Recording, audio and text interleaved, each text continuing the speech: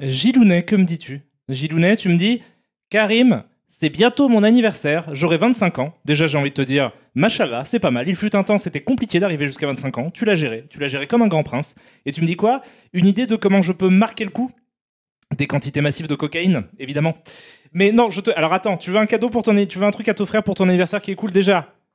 Salut à tous, c'est Karim Debache en mode bienvenue en direct du Schlagistan, un endroit fantastique où on n'a même pas besoin de s'habiller, ni de se préparer, ni de se faire beau pour passer à la télé. Voilà, un endroit où le rasage est alternatif, un endroit où on peut tester des trucs un peu originaux. Attendez, je vais mettre pause sur cette fantastique chanson qui était Till I Can Gain Control Again. Non, pardon, Till I Gain Control Again de This Mortal Coil. Fantastique, merveilleux. Merci beaucoup à toi, Elibowski, pour le sub que tu viens de prendre. Tu me dis bonjour Karim, bonjour à tous. Encore une fois, c'est le soir, les gars. C'est quand même le soir, quoi. Je veux dire, là, c'est le soir pour moi. C'est fou comme ça tombe vite d'ailleurs en ce moment.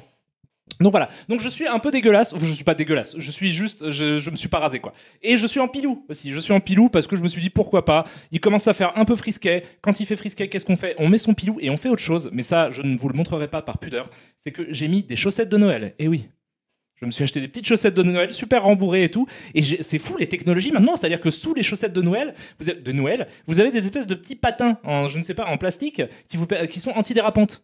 Donc j'ai des chaussettes de Noël antidérapantes, ce qui est fort peu utile vu que j'utilise aussi des chaussons. Mais bon, la vie est ainsi faite. Merci beaucoup à tous pour votre soutien, pour votre amour et pour le bif que vous m'envoyez en pleine gueule. Je vais mettre un peu de musique dans le fond quand même, parce que mais pourquoi pas poursuivre cette magnifique chanson Till I Gain Control Again, encore une fois, de This Mortal Coil.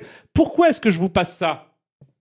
On verra plus tard. Il y aura des flashbacks, il y aura des vous vous souvenez, j'ai fait ça. Bon, j'espère que vous allez bien. Je suis désolé, j'ai pas pu être là mardi dernier, alors que vous le savez, normalement, le mardi et le jeudi, Karim est sur Twitch. J'ai eu des soucis, machin, j'ai pas pu être là. Je suis vraiment désolé, je vous embrasse très fort. Et je suis désolé pour les gens qui m'ont attendu comme ça, comme des oufs, en faisant F5, F5, F5, va-t-il arriver? Non, j'étais pas là. J'étais pas là, mais c'est pas grave, je suis là maintenant, et c'est ça qui est important. Et aujourd'hui, on va parler de plein de trucs. Donc, ton idée de cadeau. Mais ça arrive, Scafel. J'ai une super idée de cadeau de Noël, d'ailleurs, parce que c'est bientôt Noël. Joyeux Noël! Joyeux Noël les amis, et paix à vous, j'espère que vous préparez bien les fêtes. Moi j'ai un sapin, depuis hier j'ai mis un sapin avec des boules de toutes les couleurs, et des guirlandes fantastiques et tout, c'est merveilleux. Donc, qu'est-ce que j'ai à vous dire? J'ai à vous dire j'ai à vous faire un petit sommaire, je vais vous faire un petit sommaire de ce qui va se passer aujourd'hui.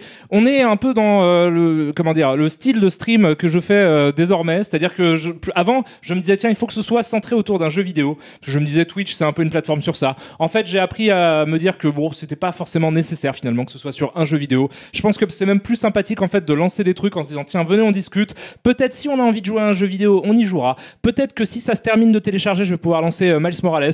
Sinon, j'ai d'autres jeux que je pourrais potentiellement lancer à gauche, à droite, comme ça. Merci beaucoup à toi, Pamphile Marek, pour le Prime que tu viens de prendre. T'es trop mignon. Merci aussi à toi, Scafel, pour le Prime.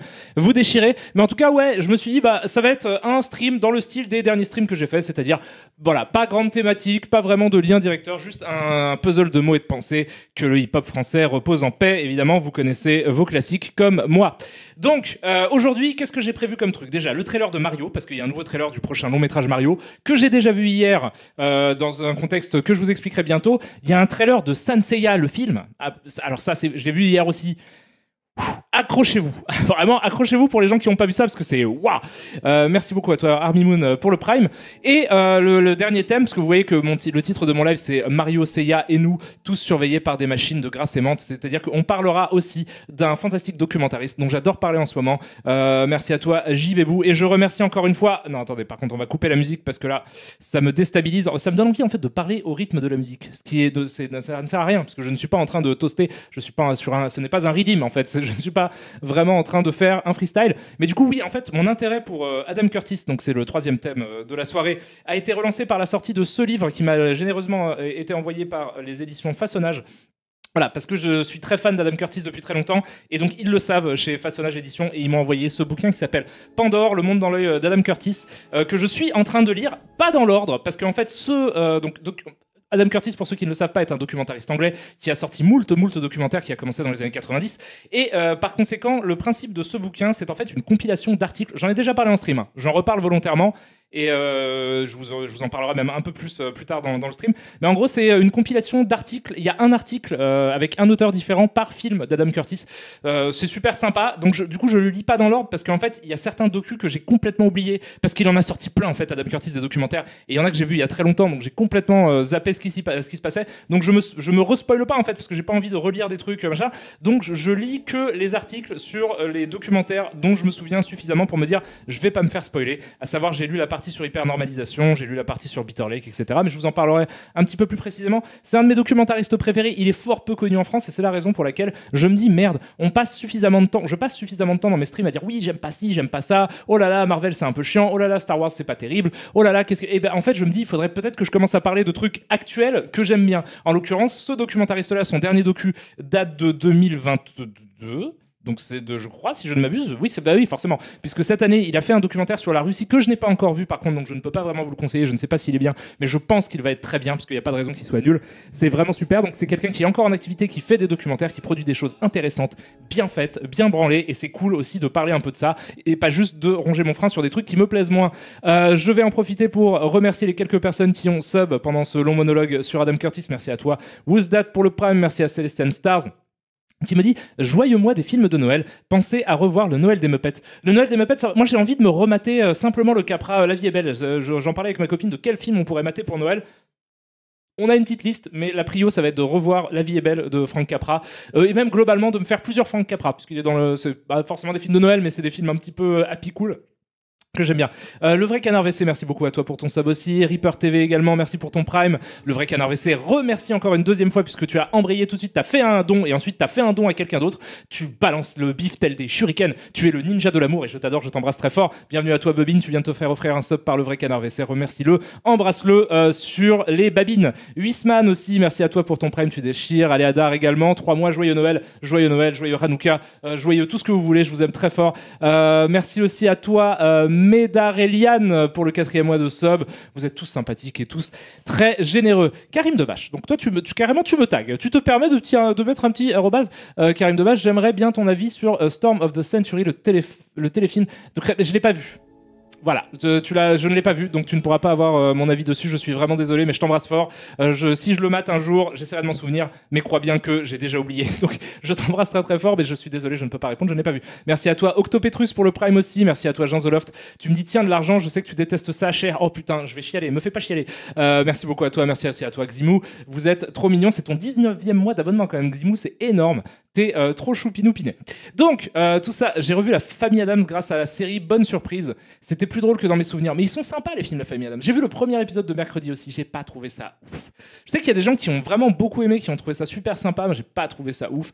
J'ai trouvé que c'était assez symptomatique de ce que fait Burton depuis le moment où il a arrêté de faire des trucs que j'appréciais, en fait. Je trouvais que ça ressemblait tout à fait au Burton que j'aime moins que le Burton que j'aime bien. Voilà. Donc, c'est assez triste. Merci à toi, Chahut. T'es vraiment pas du tout obligé de faire des subs. Toi, tu es quelqu'un que j'adore et tu le sais très bien. Bonsoir Karim, on prépare les sondages pour la suite du stream. Perso, je vote Obradine ou Miles Morales, ou peut-être parler du film, ou peut-être faire de l'IA, ou encore. Alors de l'IA, ça va être très compliqué, en tout cas si tu veux faire du Stable Diffusion, ça va être très compliqué parce que j'ai eu un problème technique. Là, j'ai bossé toute la journée, ça m'a saoulé. En fait, j'ai eu un problème technique à la fin de la journée où j'ai craché un disque dur, je ne sais pas comment, pourquoi. Il est en mode non initialisé et j'ai peur d'avoir perdu énormément de temps de travail. Voilà. Je pense que les jours suivants pour moi vont être extrêmement serrés en termes de temps puisque je vais devoir rattraper toute la merde qui m'est arrivée. Ça me fait chier. La technique ne m'aime pas. Que voulez-vous? Je dis pas rien. La technique me déteste. La technique n'arrête pas de me faire des saloperies. Mais alors du coup, symptomatique de ce que fait Burton maintenant, c'est vraiment pas sympa.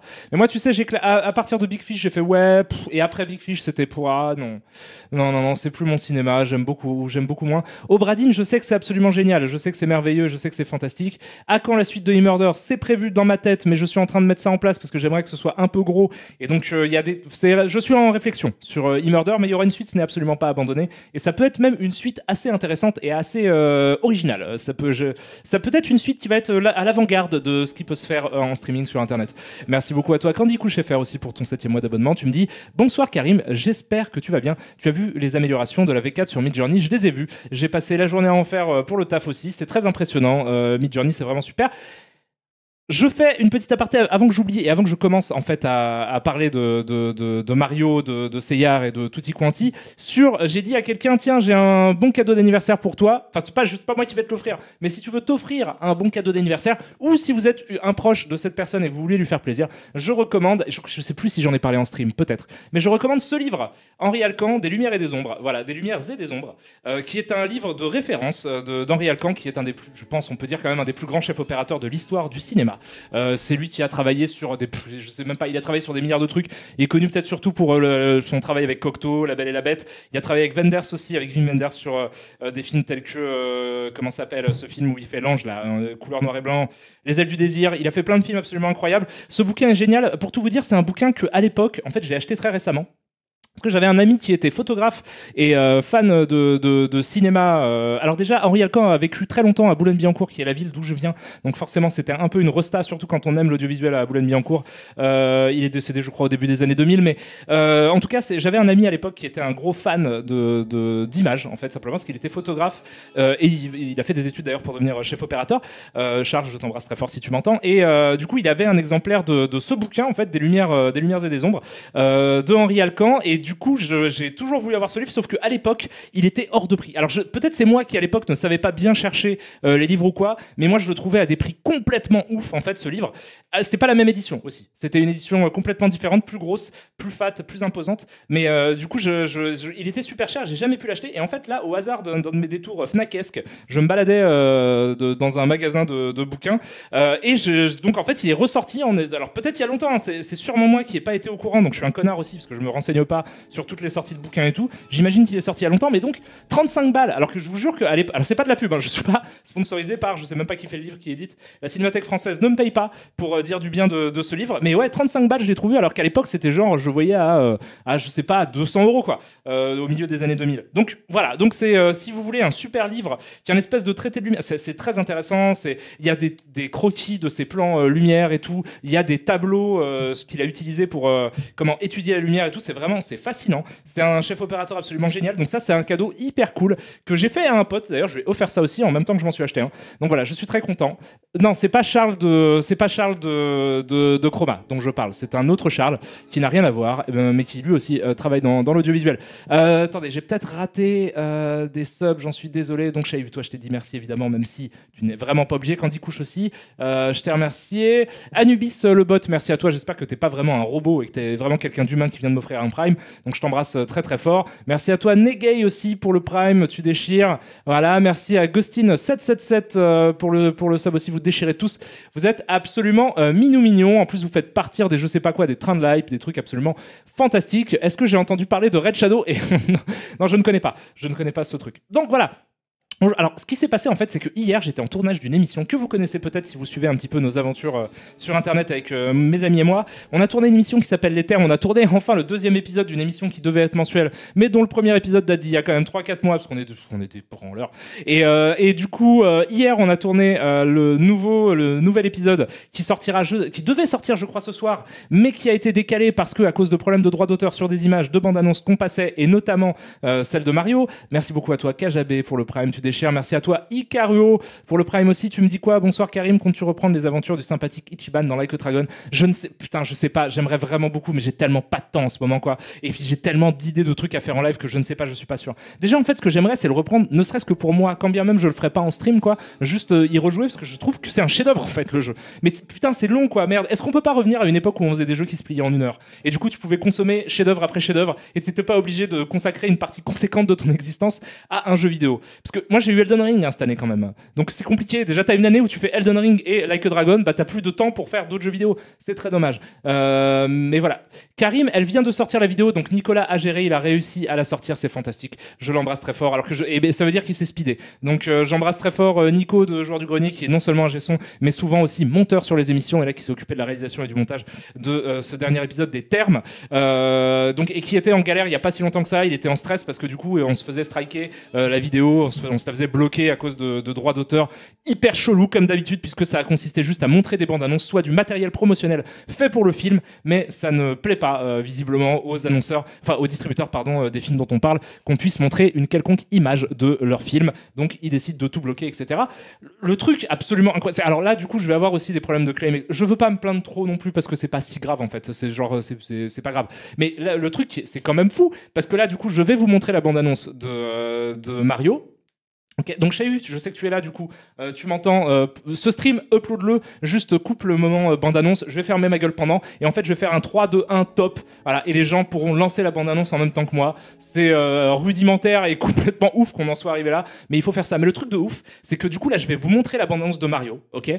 Du coup la vidéo, le replay va être claim, ok, par les ayants droit, et le truc qui est fou, c'est que je sais que du coup les gens qui viennent sur ce stream là tout de suite ont vu en pré-roll, en pub, la bande-annonce de Mario. Est-ce qu'on n'est pas dans un monde quand même hyper chelou? Et ça sera d'ailleurs le thème de ce monde très étrange moderne dans lequel on vit. Ça sera le thème probablement du troisième tiers de ce stream où on discutera de Adam Curtis, un de mes documentaristes préférés encore une fois. Et j'essaierai de vous expliquer pourquoi j'adore le travail de ce mec-là. La raison pour laquelle j'ai envie de vous parler de Mario, laquelle est-ce? C'est que hier, du coup, j'ai découvert le trailer de Mario parce que Fred et Seb m'ont dit tiens, putain, t'as pas vu le trailer de Mario, il faut qu'on te le montre. Et donc, lors de l'enregistrement de l'émission Les Termes, ils m'ont montré en live, ils m'ont montré directement la bande-annonce de Mario et j'ai été fort sceptique quant à ce que j'ai vu. Voilà. Et avec le recul, en fait au moment, vous pouvez aller consulter ça. Le faites pas maintenant, restez en live, vous pourrez voir ça après. Mais c'est cool, ça fera un complément à ce que je dis là.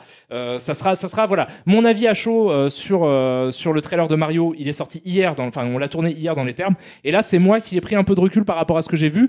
Parce que je trouve qu'en fait, lors de cette conversation, vous allez voir, dans Les Termes, Fred a avancé un argument quand même que je trouve pertinent en fait, et du coup j'y ai repensé, je me suis dit ouais mais il a plutôt raison, et c'est moi qui suis un petit peu froid parce que aussi j'ai pas mal de préjugés par rapport aux nouvelles grosses productions, aux grosses sorties un peu blockbuster du moment, et peut-être que ça m'a un peu aveuglé quant à la qualité de ce qui était proposé dans ce trailer là. Donc tous les gens qui verront Les Termes et qui se diront ouais Karim il est peut-être un peu dur, pourrais vous dire oui effectivement peut-être, mais il est assez d'accord avec vous, j'ai peut-être été un peu dur sur ça, je sais pas, c'est très compliqué évidemment de toute façon d'avoir du recul sur une œuvre qui n'existe pas puisqu'elle est encore à l'état balbutiant d'une bande-annonce. On va la remater ensemble par conséquent. Je vais essayer de compléter un petit peu ce que je disais dans Les Termes, mais globalement, je vais essayer un petit peu de vous dire ce que je pense du truc, quoi. On l'avait pas vu avec toi en live, l'abondance de Mario. Non, c'était la première. Là, c'est la seconde. C'est la seconde. Il y en a que deux. Elle est sortie il y a quelques jours. Voilà. Donc, je vais vous montrer ça. C'était quoi l'argument de Fred? Du coup, je vais revenir dessus dès lors que je développerai. Juste avant ça, Fred a des goûts de chiottes. Nous dit Raptor. Déjà, je trouve que c'est pas vrai. Et t'es le seul maître à bord. Non, c'est pas vrai. Il a pas des goûts de chiottes, Fred. Il réfléchit à ce qu'il regarde. Je suis pas d'accord avec lui tout le temps, mais c'est pas du tout. Mais là, en plus, son argument, je pense qu'il est assez pertinent. J'ai peur parfois, en fait, mais c'est pour ça en fait que c'est compliqué pour moi de parler, si vous voulez, de sorties récentes.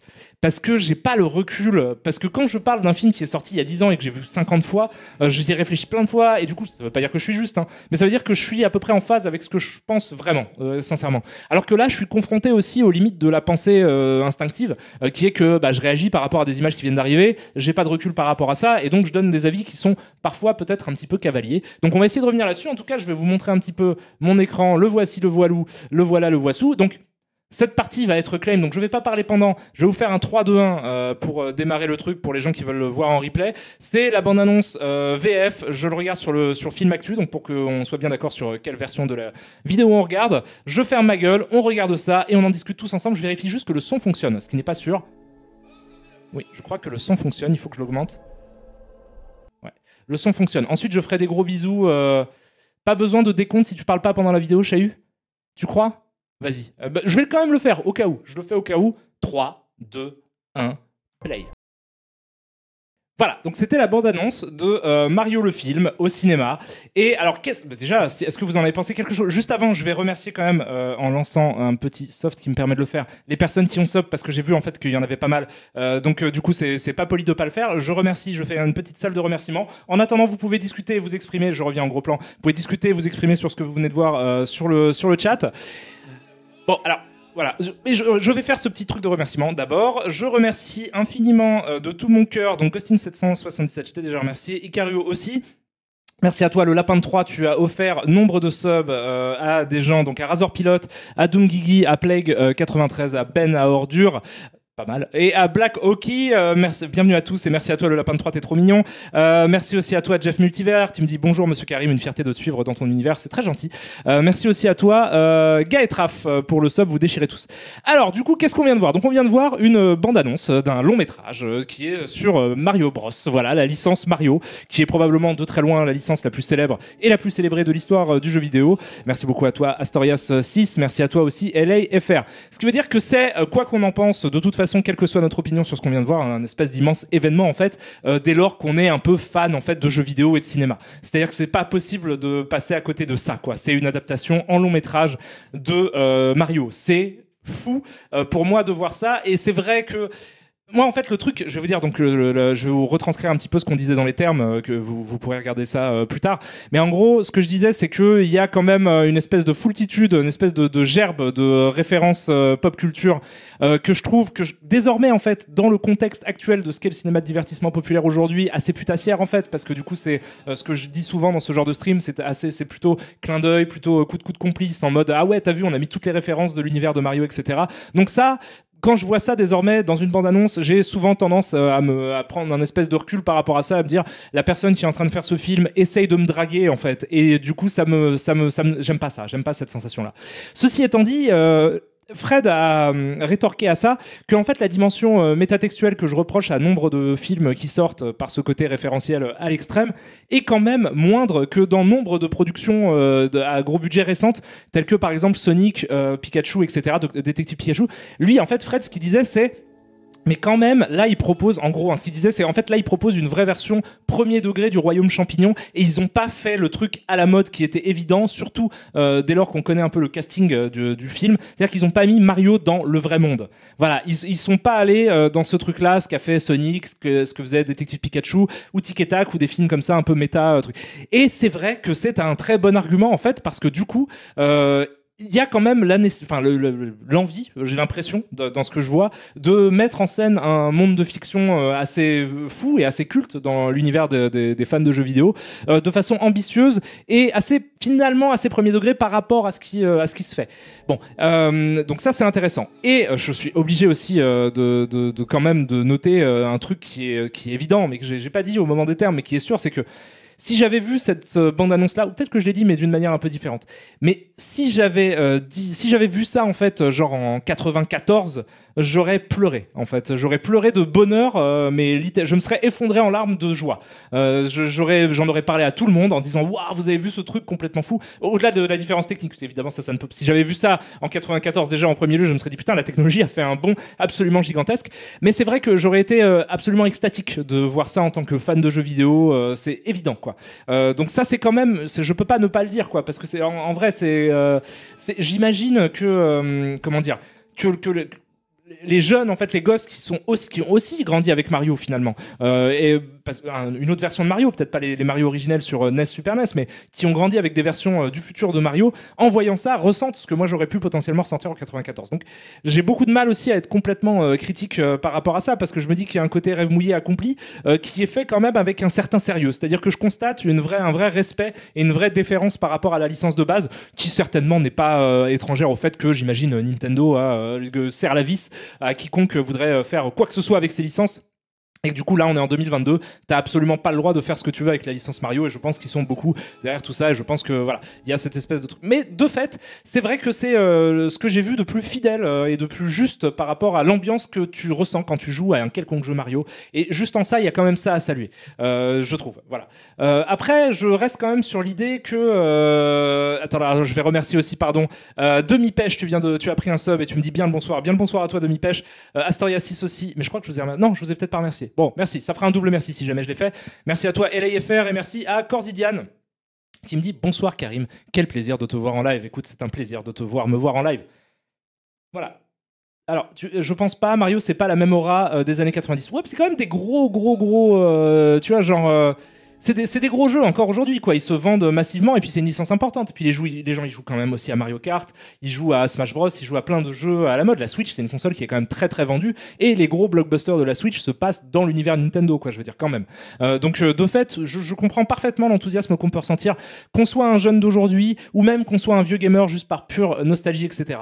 Le truc, c'est que effectivement, et on pourrait lancer un petit peu une piste aussi de réflexion sur le fait que est-ce que ça répond pas à moi, la question que je me pose en fait en voyant ça, c'est je me dis à quel degré est-ce que ça remplit un manque justement des productions de l'époque, quoi. Parce que effectivement, et comme je l'ai décrit de nombreuses fois lors de mes émissions, moi je considère qu'il y a un acte manqué en termes d'adaptation de jeux vidéo au cinéma, en tout cas au départ quand ils ont commencé à faire ça, quoi, c'est-à-dire dans les années 90, où c'était vraiment fait de façon absolument évidente par des gens qui ne connaissent pas les licences dont ils parlent, ou en tout cas qui traitent le sujet de façon assez, comment dire, anodine, quoi, qui considèrent que ce sont des licences peu importantes, etc. Ça se voit. Et Mario, ça se voit que c'était un prétexte pour faire un autre film de science-fiction, qui en soi d'ailleurs aurait pu être intéressant s'il n'était pas justement bloqué par l'univers de la licence Mario, quoi.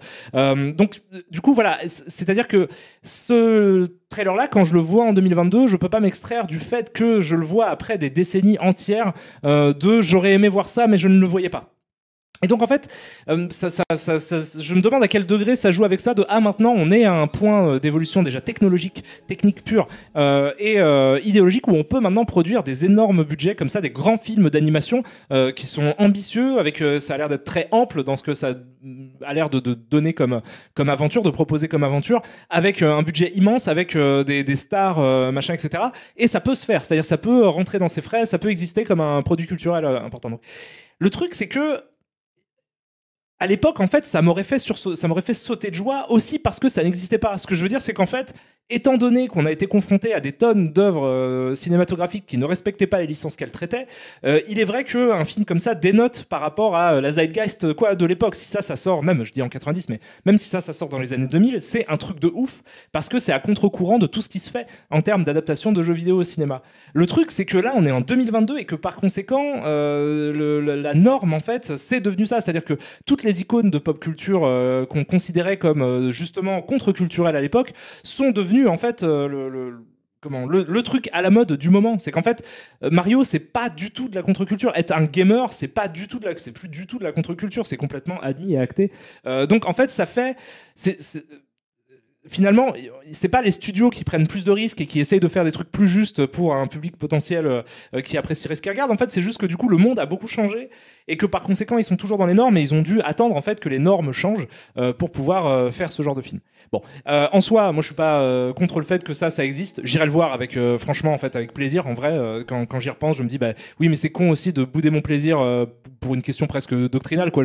Après tout, voilà, je suis un peu contre le côté méta, contre le côté ultra référentiel, etc. parce que je trouve ça facile. Mais en soi, ça veut pas dire que je ressens pas de plaisir devant ce que je vois. Et je trouve ça un peu dommage aussi d'aller à l'encontre de ce plaisir-là. Voilà. Que me dites-vous merci à toi, Sampai93, pour le Waza que tu m'envoies accompagné d'argent. Merci à toi, Alti Studio, qui dit l'énorme change pour maigrir. J'ai pas la vanne. Qu'est-ce qui se passe? L'énorme change pour maigrir? Je ne sais pas ce que tu me dis, Alti, je t'embrasse très fort. Hein. Par contre, mais j'ai pas compris. Merci à toi, Supernova. Tu me dis rien, tu me dis c'est ton deuxième mois, c'est tout, et je t'embrasse très fort. Voilà. Mais et ça s'inscrit aussi, et c'est vrai que tu dis ça, Kalouiran, tu me dis aujourd'hui faire un film sans franchise c'est risqué, mais Mario, je trouve ça très convenu en 2022-2023. Ouais, mais après ça devient un procès d'attention. Je suis un peu d'accord avec toi, c'est vrai qu'on est dans une époque où effectivement là les licences, il y a un manque d'imaginaire qui est absolument, moi je trouve déprimant, quoi. C'est-à-dire qu'il n'y a plus d'horizon. Et ça va, tout ce live en fait a du sens. Ça vous paraît peut-être assez hétéroclite. On parle de Mario, on va parler de Senseiya, on va parler d'Adam Curtis. Vous dites ça n'a peut-être rien à voir, mais en fait dans ma tête il y a quelque chose d'assez cohérent dans le propos que je vais essayer de développer ce soir globalement, quoi.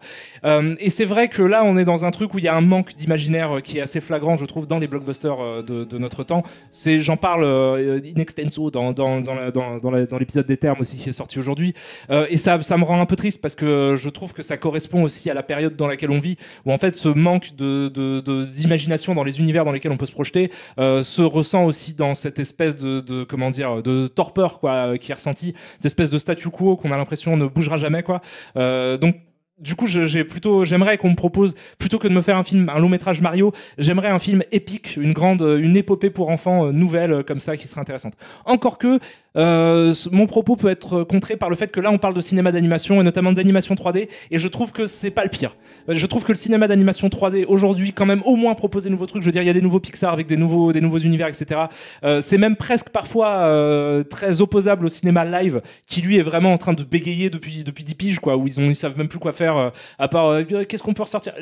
Le point de rupture, ça va être Police Academy. Quand ils vont nous faire un remake, une requel, genre ça va être Police Academy mais on oublie toutes les suites, c'est une vraie suite de Police Academy mais ça va quand même juste s'appeler Police Academy, là ça va être le point de rupture. Là c'est le moment où le monde va s'effondrer, c'est le moment où il y aura plus d'espoir, c'est vraiment pire que Trump, c'est le moment où vraiment il n'y a plus rien, c'est fini, on ne peut plus croire en rien. Voilà, mais en tout cas voilà, le cinéma d'animation au moins propose des nouveaux univers un peu de temps en temps, donc ce que je dis est à moitié vrai parce que là on est dans voilà, il y a encore des Souls, il y a encore des Pixar, des Alertes Rouges, etc. qui sortent, donc c'est quand même cool.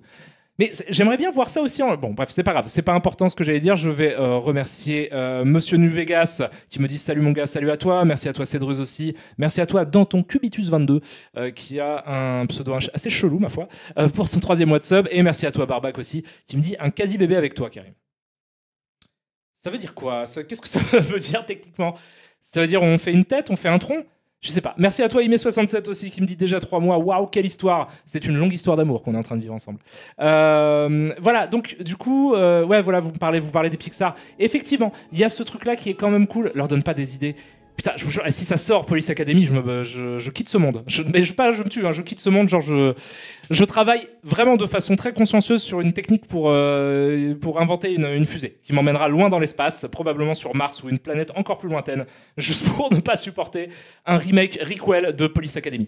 Voilà. Argost, tu me dis quoi, Karim? Est-ce que c'est vraiment un manque d'imagination ou plutôt un manque de prise de risque au vu des budgets faramineux de production en jeu et donc le besoin d'être sûr de pouvoir rentabiliser?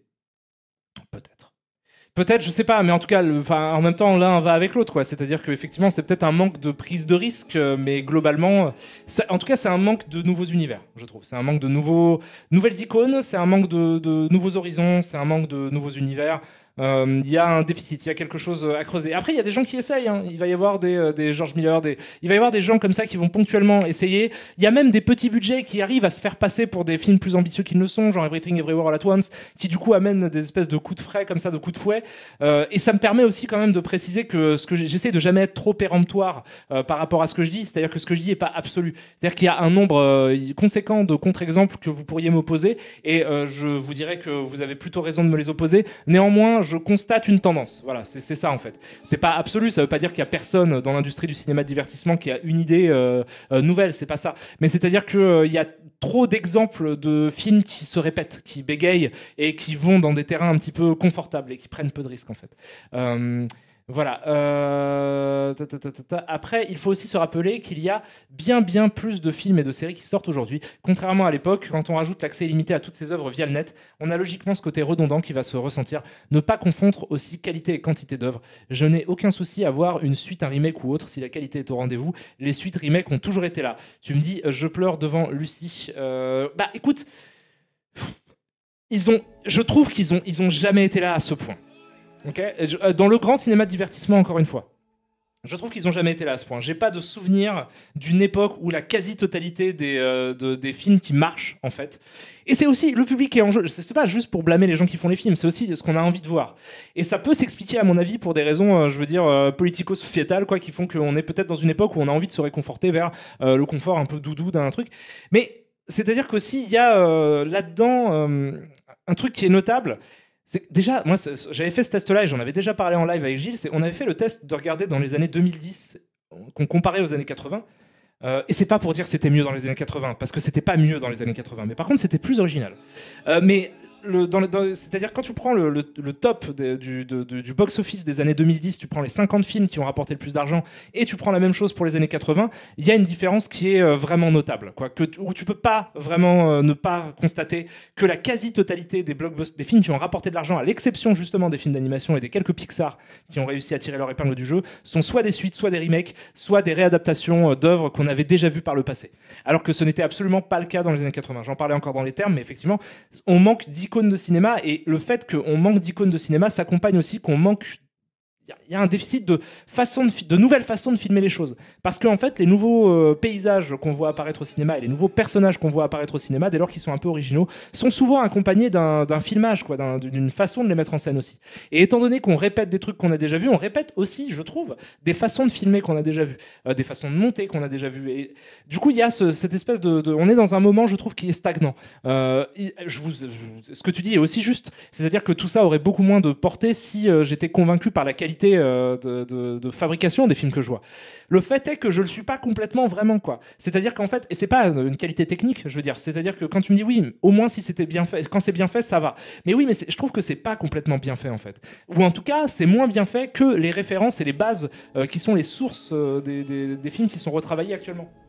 Ce que je veux dire, c'est qu'un film comme les Halloween, la nouvelle trilogie de suite de Halloween, je veux dire, même. Alors, peut-être que je suis nostalgique au con, hein, ça c'est possible aussi. Mais je veux dire, ça n'a pas l'impact que Halloween avait au moment. Le Halloween originel de John Carpenter, et quand il est sorti, était révolutionnaire. Après, on va pouvoir me dire, oui, mais il y avait Alice with Alice et Black Christmas. Mais c'était quand même hallucinant en termes de nouveaux spectacles qui nous étaient proposés, quoi. Avec un budget qui était dérisoire par rapport aux derniers Halloween qui sont sortis. Ce que je veux dire, c'est qu'il est, même quand bien même on trouve que les nouveaux Halloween sont sympathiques, quand bien même on trouve que les nouveaux Star Wars sont sympathiques, etc., ce qui n'est pas forcément mon cas. Moi, c'est des films que j'aime pas.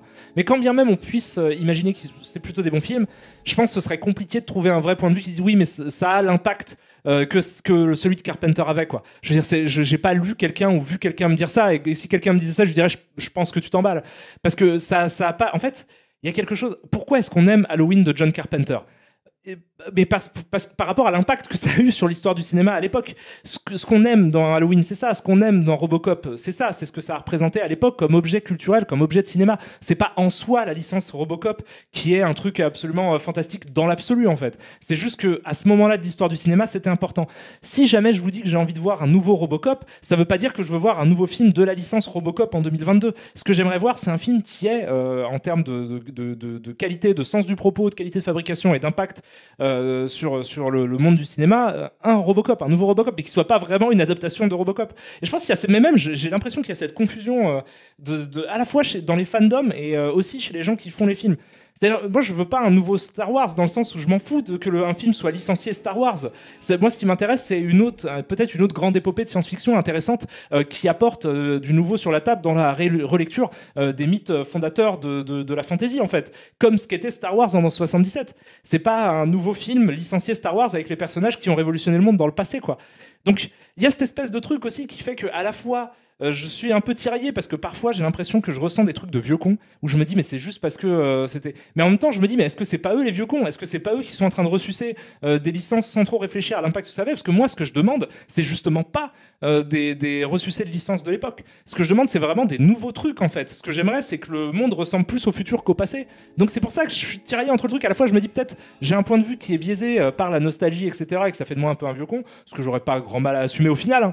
Mais je suis même pas sûr que ce soit ça parce que moi ce que je voudrais c'est des nouvelles façons de filmer des nouveaux univers qui ne ressemblent pas à celles du passé précisément. Et la critique que j'ai à adresser au cinéma actuel, c'est qu'il ressemble trop au passé et qu'il se projette pas assez dans le futur. Je sais pas si je suis complètement audible dans ce que je dis. Merci beaucoup à toi, Tatatou. C'est pas un blaze, hein, tout. Merci à toi, Ime67, je t'ai déjà dit merci. Merci à toi, Sans Sourcil. Merci à Rufus08. Merci à Decidendo. Merci à Lemonirus qui me dit c'est avec plaisir que je te lâche ce Prime, très cher Karim. Cœur sur toi. Écoute, ton cœur va directement dans le mien. Merci à toi, le Mouloud. Je t'embrasse très très fort. Merci à Vocera. Et merci à Didier, le Taboulay. Voilà. Donc c'était encore une fois, je reviens sur les trucs que j'aime pas trop, etc. C'est peut-être pas spécialement ouf. Ceci étant dit, vraiment. Au moins, il y a une vraie... Quand je vois cette bande-annonce, j'ai quand même l'impression d'un travail qui est appliqué. C'est pour ça que je voulais quand même revenir sur ce que je disais dans les termes, parce que, en fait, en sortant de l'enregistrement de l'émission, je me suis dit, tiens, j'ai peut-être été un peu dur, vraiment, pour le coup. J'ai peut-être été un petit peu bloqué dans mes réflexes, comme il y a 2-3 trucs qui m'ont fait tiquer. En fait, les trucs qui m'ont fait tiquer là-dedans, mais c'est aussi le concept de la bande-annonce, hein. Mais c'est le fait qu'ils aient empilé autant de références, parce que si vous voulez... Là, on l'a vu en un coup, donc on a fait passer le truc, donc c'est compliqué de se rendre compte, mais si vous faites pause, à chaque plan, il y a en fait 250 références à l'univers de Mario dans chaque plan, vraiment. Alors, encore une fois, ça peut être considéré comme quelque chose de très généreux pour les fans, et je comprends le vide que ça essaie de remplir, mais du coup, moi, je suis un peu saoulé par ça, parce que du coup, il y a à la fois les sons, etc., il y a cette espèce de nécessité, comme d'habitude, quand t'es confronté à l'univers de Mario, qui n'a ni queue ni tête, parce que ça, j'en ai parlé dans Cross, dans le premier épisode de Cross, c'était ça que je disais sur Mario, c'est qu'en fait, tout l'univers de Mario est construit sur des décisions de gameplay, par conséquent, c'est absolument indissociable pour moi, l'univers de Mario est indissociable avec le fait de jouer à un jeu de plateforme. D'ailleurs, le saut, en fait, est au centre du gameplay de Mario, le rebond est au centre du gameplay de Mario, la vitesse aussi, c'est quelque chose qui sont pas des trucs de cinéma, c'est des purs trucs de gameplay, et comme je le disais, tout le design de tout l'univers de Mario repose en fait sur des idées de gameplay. Par conséquent, c'est quelque chose qui est très très difficile à réadapter après au cinéma. Et du coup, là, ils décident d'en faire sens avec une espèce de second degré un petit peu complice aussi, parce que quand vous voyez ça, ils sont tout à fait conscients que vous êtes conscient du fait que vous êtes en train de vous dire « Ah tiens, ils comprennent que les niveaux de Mario n'ont aucun sens et que c'est complètement absurde. » Là, la parade qu'ils ont trouvée, qui est pas conne, c'est pas forcément une critique, c'est visiblement les niveaux sont des trucs à piège, ce sont des espèces de trucs qui sont créés par le méchant et qui doivent être traversés par Mario, ce qui explique qu'il y a des plateformes qui tombent quand il saute dessus. Ce qui, sans ça, serait absolument inexplicable en fait. Donc du coup, je comprends ce qu'ils sont en train de faire. Je trouve ça intéressant. Je suis pas complètement négatif sur le spectacle que j'ai vu, malgré ce que j'ai pu penser lors de ma première vision. Je reviens un peu dessus et je me dis, en fait, je suis curieux de voir ce qu'ils vont faire. Peut-être que ça me plaira, peut-être que ça me plaira pas, mais il y a une démarche en tout cas. Il y a une démarche et puis c'est bien, ça a l'air quand même bien fait quoi. C'est vrai que ça a l'air quand même bien fait. Tout a l'air, enfin, c'est joli déjà, c'est joli. Et il y a cette espèce dans certains plans, même si bon voilà. En termes de visuel, c'est assez proche de ce qu'on a l'habitude de voir dans le cinéma actuel. Mais c'est vrai qu'il y a cette envie de dire, voilà, on va quand même vous plonger au premier degré dans le royaume champignon et ça va être une grande aventure un peu épique. Il y a un souffle épique que je ressens quand même dans cette bande-annonce qui fait que je suis pas complètement négatif sur le spectacle que je viens de voir. Donc on verra. Voilà, peut-être je reviendrai de toute façon pour vous dire un petit peu. Karim, petite gorgée de thé, c'est de la ricorée. Voilà. Coupé avec du crack. Non, c'est pas vrai, c'est juste de la ricorée. C'est plan-plan, tu dis, c'est quoi ce bordel? Mais ouais, en termes de mise en scène, il y a quelque chose d'un peu plan-plan. En fait, ce que je dis sur le côté épique, c'est sûrement aussi dû au montage de la bande-annonce avec la reprise du thème, mais qui est évidente. Tu vois, tu fais un truc Super Mario le film, tu t'attends à une reprise un peu épique du thème de Super Mario. Il y a aussi un manque de surprise hein, dans ce que je vois. Je vous dis, je suis assez partagé. J'ai autant de trucs pour que de trucs contre, et peut-être un petit peu plus de trucs contre. J'attends vraiment de voir. Mais je suis curieux. Ceci étant dit, ça reste quand même un événement de cinéma, parce que là, c'est une vraie adaptation. Voilà, il y a une proposition de cinéma au travers de l'univers le plus célèbre de l'histoire du jeu vidéo qui est celui de Mario, donc voyons ça. Ça, c'était le début. Maintenant, attention, si vous pensez que vous dites ouais, c'est un peu pas ouf, etc., attention, on va descendre. Est-ce que vous avez tous... Est-ce que vous êtes tous prêts à aller vraiment très très bas dans ce qui peut visiblement être fait? Alors, je vais vous montrer la bande-annonce de Saint Seiya. Il y a un film Saint Seiya. Il y a un film Saint Seiya qui est prévu, ça a l'air d'être un film live action, on me l'a montré aussi hier lors du tournage des termes. Et là par contre, j'étais vraiment, j'ai trouvé ça nul de ouf. Voilà, je vous le dis direct, j'ai trouvé ça rincé à balle. Alors j'essaie de trouver un... Attendez, je veux vous remettre, tac, mon petit hop. Voilà, donc j'ai tapé Senseiya trailer, je ne sais pas si ça va suffire. Knights of Zodiac, c'est ça? Est-ce que c'est ça, les amis? Ça a l'air d'être ça, dans une qualité de merde. Alors attendez, est-ce que... C'est fou que ce soit complexe quand même de te trouver... Peut-être ça? Peut-être teaser trailer? Live action? Non, c'est pas ça, ça c'est l'ancien. Ça peut-être? Non, ça c'est un commentaire. Ok. Let's go.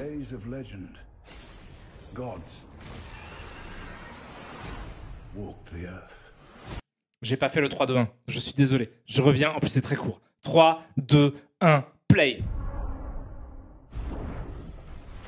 In days of legend, gods walked the earth.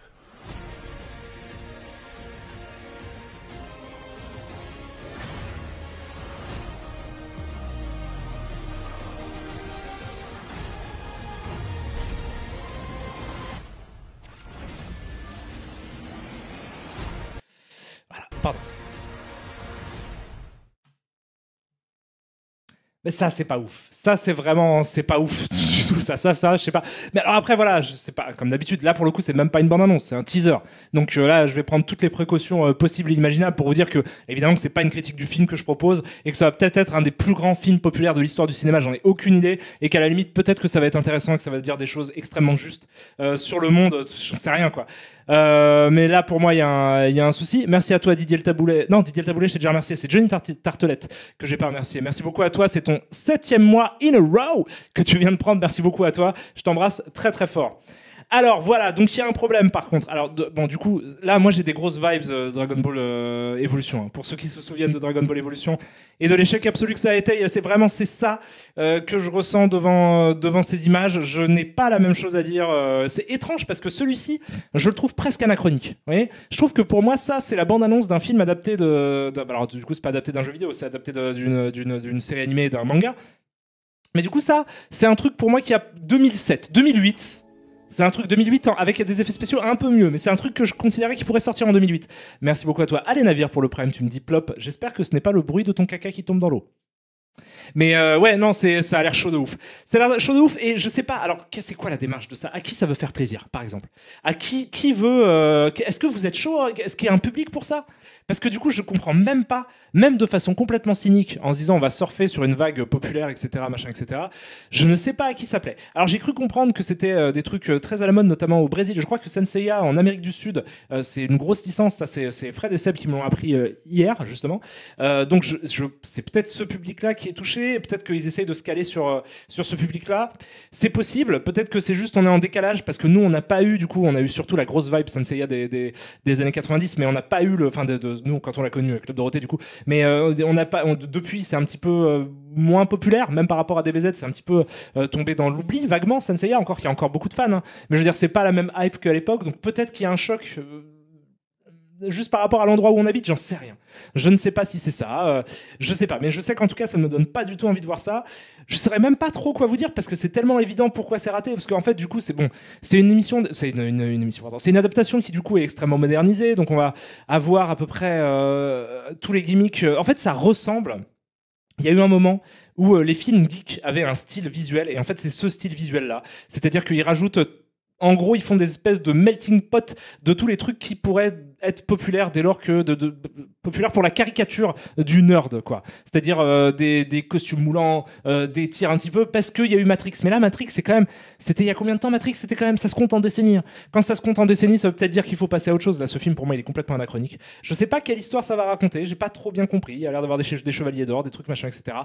Je sais pas où ça va aller, mais c'est pour moi assez catastrophique. J'ai en vrai pas grand-chose pour le coup à dire sur cette bande-annonce-là, parce que déjà il y a très peu de plans et les quelques plans qu'on voit sont vraiment pas ouf. C'est assez racoleur dans la façon dont c'est filmé, tout est cadré un petit peu comme tous les blockbusters un peu nuls de l'époque. Même la typo utilisée fait pas rêver spécialement, c'est juste une fonte assez classique, un petit peu chromée de trucs qu'on a l'habitude de voir. Il y a tous les tropes un peu pétés du truc qui essaie d'être clinquant mais qui l'est pas vraiment, c'est-à-dire qu'il y a des lens flares, il y a des machins comme ça, etc.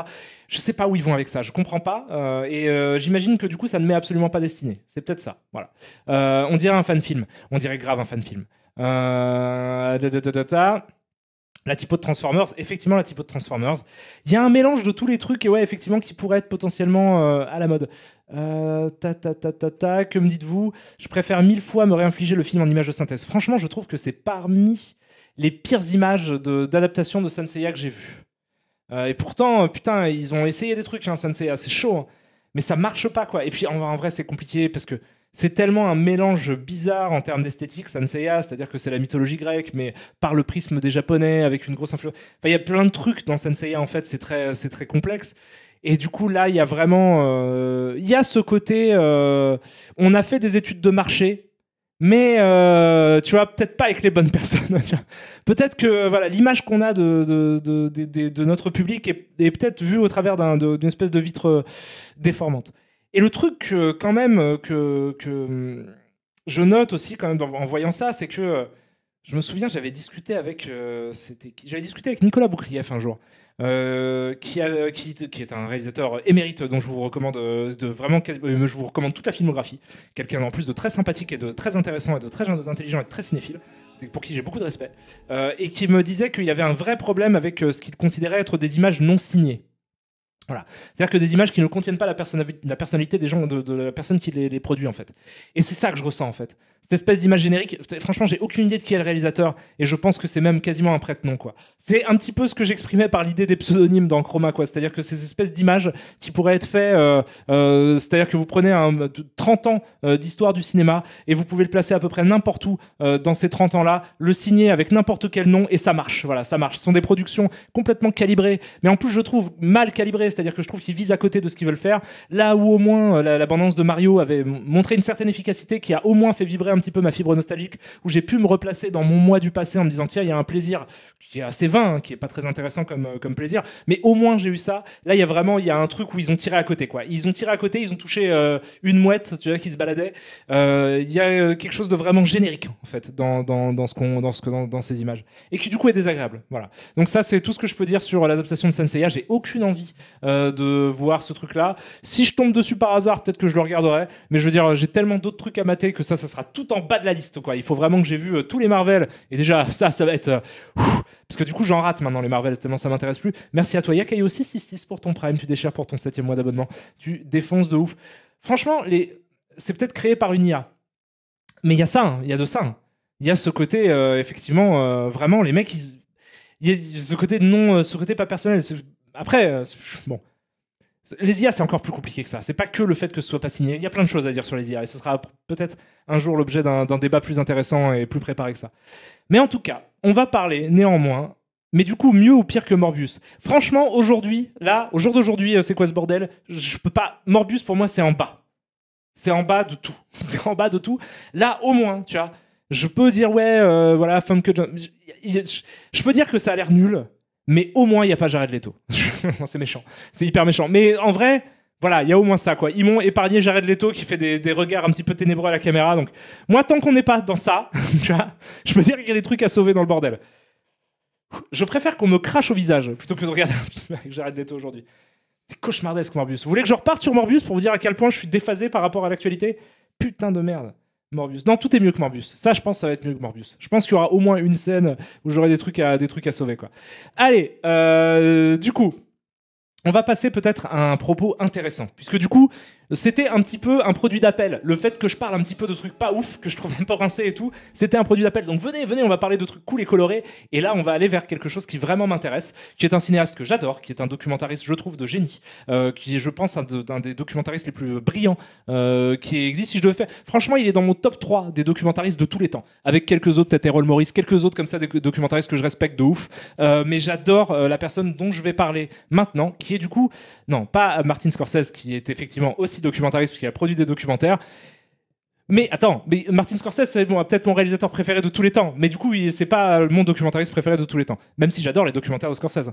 Ce n'est pas... Ouais, Herzog aussi, je suis un gros fan de Herzog. Je le mets aussi dans un top 5. J'adore Herzog. J'adore. Alors, c'est peut-être son plus populaire, donc c'est nul, mais j'adore Grizzly Man. J'adore Grizzly Man. C'est vraiment un film qui... La première fois que j'ai vu Grizzly Man, j'ai fait waouh, ok. On est là dans ce genre de... J'adore Herzog, j'aime beaucoup Herzog. Mais Adam Curtis, c'est un tueur. Et il faut parler d'Adam Curtis parce qu'il y en a qui l'ont trouvé, il y en a qui l'ont piffé que je parlais d'Adam Curtis. Merci beaucoup à toi, le chabouillu, pour ton sub. Et merci aussi, attendez, bougez pas. J'ai raté des subs. Merci à Bloody That.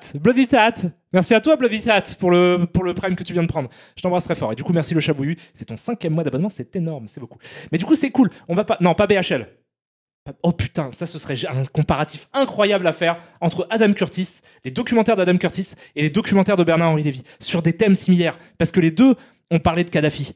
Donc il faudrait faire des trucs là-dessus où tu compares la vision. Non, ce serait très intéressant. Et peu glorieux pour Bernard-Henri Lévy, je vous avoue, puisqu'on est aux deux spectres de ce qu'on peut produire en termes de qualité.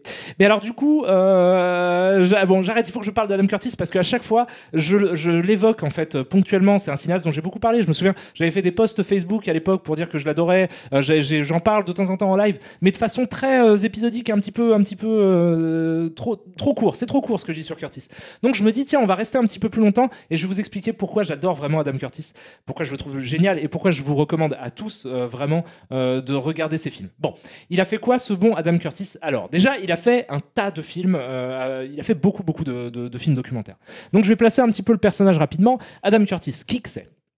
Adam Curtis, c'est un documentariste anglais, du coup, qui a travaillé, je crois, ça fait 40 ans, je crois, qu'il bosse pour la BBC. Donc la BBC, c'est une chaîne de télévision anglaise qui a plutôt bonne réputation en plus, qui est plutôt un média assez sérieux, quoi. Et le truc, c'est qu'en fait, comme dans les années 90, il a commencé à produire des documentaires avec un style très très marqué, des documentaires très stylisés. Je vous montrerai peut-être potentiellement des extraits, même si ça veut dire que forcément cette vidéo, ce replay va peut-être être soit strike, soit démonétisé, soit je sais pas quoi, mais bon, c'est la règle du jeu, que voulez-vous. Donc je vous montrerai des images pour vous montrer les spécificités esthétiques de ces documentaires. Mais en tout cas, toujours est-il qu'il a commencé dans les années 90 à produire des documentaires de société où il utilise du coup le fait qu'il bosse à la BBC pour les produire. Ça veut dire qu'en fait, le fait qu'il travaille à la BBC, ça signifie qu'il a accès à toutes les images de la BBC. Par conséquent, il peut piocher comme il l'entend dans les images des différents reportages de la BBC qui ont été faits par le passé. Ça veut aussi dire qu'il a une espèce d'utilisation presque illimitée aux musiques qu'il peut utiliser. Donc il a une grande liberté de montage. En fait, la position d'Adam Curtis aujourd'hui à la BBC, c'est une position qui, je pense, enfin moi si j'étais documentariste, je rêverais de l'avoir. C'est-à-dire que si tu me disais, bon, tu peux produire les docus que tu veux, avec le ton que tu veux, tu peux faire quelque chose de très personnel, mais en même temps, tu as accès globalement à toutes les images d'une chaîne de télé qui est là depuis, je sais même pas quand, je vais regarder, je ne sais pas du tout depuis quand existe la BBC, mais je vais voir ça, si je tape BBC, Wikipédia, voilà, pour voir la date de naissance de la BBC. C'est un vieux truc, quoi. C'est ça a été fondé en 1922. Radiodiffuseur là, britannique, fondé en 1922. Donc vous avez... Alors attendez, parce que je suis pas sûr... 1955, non, c'est 1922, effectivement. Création le 18 octobre 1922. Donc vous avez vraiment des images de tout et n'importe quoi, ce qui vous permet à la fois donc, de les intégrer. Ça fait 100 ans. Bon anniversaire la BBC, effectivement, je me rendais pas compte, mais joyeux anniversaire la BBC, on vous embrasse très fort. En plus, c'était il y a pas longtemps, du coup, c'était octobre. Mais voilà, donc du coup, tu as toutes ces images-là pour non seulement créer tes documentaires, donc tu peux les réutiliser comme tu l'entends, dans des séquences montées comme tu l'entends, mais en plus, tu as aussi ça comme base de recherche, quoi. C'est-à-dire que tu peux, tu peux utiliser tous ces documents pour construire aussi et pour écrire tes documentaires et travailler ton propos. Donc déjà, le mec part avec l'inverse d'un pied dans le plâtre. Un plâtre dans le pied. Le mec part avec un plâtre dans le pied. J'ai déjà fait cette blague, je crois, c'est pas grave. Je l'aime beaucoup. Mais il part avec ça, voilà, il part avec cet énorme avantage-là et il va construire des propos par rapport à ça. Et en fait, formellement, ça ressemble, en gros, les documentaires d'Adam Curtis, enfin le style, un peu le style commun des documentaires d'Adam Curtis, parfois ça change un peu, mais en gros, c'est des montages d'images où il raconte l'histoire des idées. Voilà. C'est-à-dire que c'est la voix off d'Adam Curtis qui parle, qui raconte l'histoire du monde en partant souvent de ce qu'il considère comme un point de départ marquant de l'histoire de l'humanité. Et ensuite, il va dérouler le monde dans une espèce de truc où il va considérer, dire cette idée-là, elle est née dans la tête de cette personne-là. Voilà ce qu'elle a donné ensuite. Puis ça a donné ça, puis ça a donné ça, puis ça a donné ça. Et cette idée-là, en fait, cette idéologie-là, a donné par des complexes jeux de rebond ces événements. Voilà. Et si on peut, ces derniers documentaires sont assez éclairants. C'est très souvent, en fait, je pense son point de départ, c'est de se dire putain, mais comment est-ce qu'on est arrivé dans cette merde? En fait, c'est un mec qui constate que le monde part en couille et il se dit mais alors comment c'est possible qu'on ait à ce point tout raté? Et donc il fait cette espèce de travail de comment est-ce qu'on a à ce point échoué en tant qu'espèce en fait pour arriver à ce truc-là. Ce qui fait aussi que je me sens un peu obligé de vous prévenir. Pour les gens qui ne connaissent pas du tout son cinéma, que c'est un cinéma qui peut être un petit peu déprimant. Voilà. Donc je fais un trigger warning, on va pas trop rentrer de toute façon dans les détails de son propos, on va parler de lui en tant que cinéaste aussi, de ce qu'il apporte en termes de docu, mais en fait, comme il fait un peu l'histoire des idées, et l'histoire des idéologies, et comment la pensée humaine évolue, il se met à évoquer un nombre conséquent au fil des documentaires, parce qu'en plus, les documentaires sont très longs, c'est-à-dire qu'il y en a beaucoup, mais il y en a qui durent 8 heures. Mais du coup, il passe un petit peu par toute l'histoire des idées de l'époque moderne. Et du coup, en fait, il s'avère qu'on a essayé beaucoup de choses en tant qu'espèce humaine, et que tout a à peu près échoué. Donc c'est très facile, en fait, de voir les documentaires d'Adam Curtis et de ressortir avec une vision un peu désespérée du monde, en se disant, mais en fait, ça sert à quoi d'essayer, puisqu'on a à peu près tout essayé, rien ne marche. Ce qui n'est pas vraiment le cas. Et ça, si on conclut par ça, on ne comprend pas en fait vraiment ce que dit Adam Curtis. D'ailleurs, lui n'est pas désespéré sur l'état du monde et il répète à volo en interview que non, en fait, il y a des alternatives et il y a des solutions. Et en tout cas, il y a beaucoup plus de choses qu'on n'a pas essayées que de choses qu'on a essayées, ce qui est tout à fait logique en fait quand on y pense 2 minutes. Évidemment qu'il y a plein d'alternatives de façons de faire fonctionner le monde entre les êtres humains, quoi. Donc, mais faut pas regarder ça de façon un peu désespérée. Regardez pas ces films si vous êtes en bad. En fait, c'est ça que j'essaie de vous dire. Si vous êtes un peu triste, faites autre chose, prenez un petit kawa, une petite tarte aux pommes, un petit quelque chose d'un petit peu réconfortant. Matez-vous un petit truc sympa à la télé. Voilà, un truc avec des blagues de prout. N'hésitez pas, même à péter. N'hésitez pas à péter comme ça, à faire rire vos convives, à péter à volo. Et ensuite, quand vous irez un peu mieux regarder les films de Madame Curtis, avec le recul de vous dire que, voilà, à la fin du jeu, c'est de toute façon, il faut qu'on s'en sorte. On va travailler pour des nouveaux idéaux, des nouvelles utopies, et qu'on reste des humains qui essaient de produire que la majorité des gens du monde en fait veulent plutôt le bien. Dites-vous ça, parce que sinon, si vous partez un peu déprimé dans un docu d'Adam Curtis, au bout de 8 heures, en fait, tout ce qu'il vous a expliqué, c'est que, parce qu'en plus, très souvent, il part d'intentions qui sont pas forcément mauvaises, parce que en fait, lui, il va s'inspirer de Weber. Donc, il est pas en fait, il y a beaucoup de gens qui regardent les documentaires d'Adam Curtis et qui vont dire bon, c'est un peu un gauchiste qui fait des trucs anticapitalistes et tout, mais en fait, c'est pas vraiment le cas. Quand on regarde vraiment ce qu'il dit, et il le dit lui-même en interview, c'est-à-dire qu'il va dire en fait, il est critique envers le marxisme parce qu'il dit le marxisme est un peu aveuglé par la notion par l'économie en fait. Parce qu'il va dire mais le marxisme en fait ça prend comme prisme de lecture des problèmes du monde que qui possède les moyens de production et qui a l'argent. Et en fait lui il dit que ça a tendance justement à sous-estimer un peu la force des idées. Et ce qu'il va essayer de développer dans nombre de films c'est de dire en fait souvent le pouvoir ça vient de quelqu'un qui a eu une idée sur le monde, c'est-à-dire qu'il a projeté qu'il soit bienveillant ou malveillant, sans cette notion de je veux faire le mal, je veux faire le bien, mais simplement il s'est imaginé que le monde devait être d'une certaine manière et que du coup il a diffusé des idées pour que le monde s'adapte à ce que lui voudrait qu'il soit, et par conséquent ça en fait par rebond ça a donné quelque chose parfois d'assez dramatique. Ça a donné aussi des belles choses, et c'est ce qu'il arrête pas de répéter quoi, parce que lui il est aussi contre le statu quo, c'est-à-dire que quand vous lisez des interviews où vous écoutez Adam Curtis parler off quoi, quand il est pas dans ses documentaires, il est contre le conservatisme un peu statu quo qui dit de toute façon autant rester comme c'est aujourd'hui et ne pas bouger. Il dit non, au contraire, en fait, il faut justement essayer des nouveaux trucs, en fait. Parce que, certes, il y a le risque que ça ne marche pas, parce que même quand vous partez d'une bonne intention, il est possible que les conséquences de vos bonnes intentions soient absolument dramatiques, mais en fait, il vaut mieux essayer, parce qu'en fait, ne rien faire, c'est finalement aussi faire quelque chose, quoi. Donc, du coup, voilà, il est pas du tout, c'est pas si désespéré que ça. Mais c'est vrai que vous allez voir que c'est parfois des thèmes assez lourds, un peu tristes, et parfois des trucs où il hésite pas, en plus, dans ses documentaires, à mettre des images violentes, quoi. C'est-à-dire qu'il faut avoir... Moi, je pense par exemple à un documentaire comme Bitter Lake. Donc, on va discuter un petit peu de certains de ces documentaires et je vais essayer de vous expliquer de quoi il parle, etc.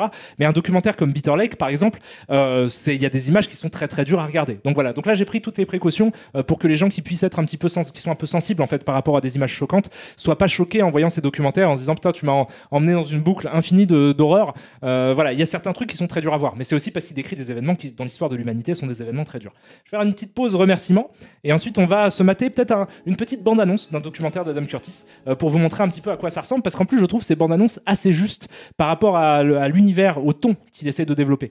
Mais juste avant ça, j'aimerais remercier quand même les personnes qui m'ont filé du bif. Merci à toi Nitro Francis, tu déchires, tu me dis oh mon dieu, un Karim sauvage, quelle créature majestueuse. Et tu m'as pas vu déployer ma queue, tel un pan. Faut que j'arrête. En fait, les blagues, il va falloir qu'il y ait un moment. N'hésitez pas à me dire stop, les blagues. N'hésitez pas à me dire vraiment arrête ce que tu viens. Parce que je sais que c'est n'importe quoi parfois. Mais aussi, c'est comme ça. Je suis dans l'impro. Voilà. Merci beaucoup à toi, Tristan CCL. Tu me dis parce que tu mérites tout l'or du capitaine Karim Tov. Bonne année. Bonne année à toi et joyeux Noël. Je t'embrasse très très fort. Merci aussi à toi, Clyde Nerve, qui me dit 5 mois, c'est ce qu'il faut pour faire un bébé, je crois. Il sort pas net, hein, ton gamin, si tu fais ça. Merci aussi à toi, Répertoire 8520, qui me dit hello. Bienvenue à toi. Merci infiniment. Merci à Mad Muted Loutine. Merci au professeur Chen. Gros bisous à toi, j'adore ce que tu fais avec ton dressage de Pokémon, c'est vraiment super. Merci à Crystalis Live qui me dit prout. Merci à Gouvernator, gros bisous à toi. Tu me dis attention, Peter, ça s'écrit toujours comme pété. Effectivement, on n'a pas résolu ce problème. Merci à toi, Inaek, pour le sub aussi. Et merci à Le Fil de Flûte pour ton deuxième mois de sub. Donc, on va repasser sur cette petite scène avec cette... Et non, c'était un piège. On va se retaper les images de Sensei. Ah non, je déconne. Je déconne. Donc, on va aller voir. Je vais vous montrer, par exemple, le trailer d'Hypernormalisation. Alors, le truc, c'est que parfois, il y a des images un peu brutales aussi dans les bandes annonces des films d'Adam Curtis. Donc, j'espère qu'il n'y a pas d'images un peu hardcore. Attendez, je vais mettre Hypernormalisation trailer, par exemple. Tac, tac, tac, tac. Voilà. Hypernormalisation, c'est un documentaire qu'il a fait, si je ne m'abuse, en 2015. Peut-être... Non, mais si, en 2016. Parce que du coup, je me souviens, le documentaire est sorti juste avant l'élection de Trump. Vous aimez bien comment je prononce Trump? C'était pas fait exprès. C'était un mélange entre Trump et Trump. Voilà. Mais ça sera comme ça que je prononcerai Trump. Mais du coup, ouais, il s'est sorti juste un peu avant l'élection de Donald Trump. Et le truc de ouf, c'est que c'était un moment où tout le monde disait mais il est absolument impensable que Donald Trump devienne président des États-Unis.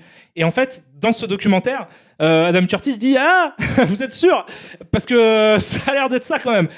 Et du coup, en fait, le principe d'hypernormalisation, c'est comment en est-on arrivé à, en gros, Donald Trump et le Brexit, c'est-à-dire comment sommes-nous entrés dans ce qu'on appelle désormais l'ère post-vérité. Voilà. Je peux vous décrire un petit peu ce que j'entends par ère post-vérité, parce que c'est un mot qui a été très à la mode à la fin des années 2010. Là, il y a un peu de recul par rapport à cette notion-là. Moi, je considère qu'on est toujours à fond dans ça, en fait, dans ce qui est décrit dans l'hypernormalisation. Je vais vous faire un petit briefing avant de vous lancer la bande-annonce sur ce qu'est ce film, qu'est-ce qu'il raconte, etc. Donc en fait, j'ai été un peu cavalier. Je reviens en gros plan. Wesh, wesh, ma gueule. Je vais revenir là-dessus. Juste avant de vous montrer la bande-annonce, je vais vous dire de quoi ça parle. Donc en gros, la question que se pose Adam Curtis, c'est comment en est-on arrivé à ce qu'il appelle l'ère post-vérité, dont Donald Trump et le Brexit sont, selon lui, des incarnations assez flamboyantes. Donc la post-vérité, qu'est-ce que c'est? C'est en gros le fait que comment dire, en gros, les sentiments ont pris le pas sur la vérité. C'est-à-dire que désormais, dans les récits qui se racontent, la vérité a en fait une place le réel a une place très très fine, et qu'en fait les émotions sont beaucoup plus efficaces pour faire évoluer des pensées, et c'est-à-dire qu'en fait la réalité devient comment dire, une donnée qu'on peut injecter plus ou moins dans les histoires qu'on se raconte. Et lui, ce qu'il dit, c'est qu'en fait à partir du milieu des années 70, donc il va prendre 2 points très important de l'histoire dans les années 70, qui un se passe à à New York, pardon, et l'autre à Damas. Et en fait, il va prendre ces 2 événements-là et dérouler du coup à partir de 75 jusqu'à 2015 l'histoire du monde, en disant que à partir des années 75, le pouvoir, les médias se sont dit en fait que c'était beaucoup plus simple, que le monde était trop compliqué. C'est-à-dire que dans les années 70, selon lui, le pouvoir s'est rendu compte que le monde était beaucoup trop complexe pour être digéré et expliqué aux gens. Et par conséquent, ce qu'ils ont préféré faire, plutôt que d'affronter cette complexité géopolitique, c'est proposer un récit qui est faux, mais qui est beaucoup plus simple à raconter. C'est-à-dire que, si vous voulez, le truc le plus... comment dire, un des trucs qu'on considère comme étant symptomatique de l'ère post-vérité, c'est le discours de Powell au moment avant la guerre en Irak, ce qui déclenche la guerre en Irak, c'est-à-dire le discours de Powell qui montre une fameuse fiole qui contraint, techniquement, je sais plus, il avait dit que c'était de l'anthrax, voilà, en disant que du coup les Irakiens avaient des armes de destruction massive, et du coup sa preuve c'était vraiment une fiole. Je sais pas, il y a peut-être des gens jeunes qui se souviennent pas. Moi j'étais adolescent quand c'est arrivé ça. Je me souviens très bien, mais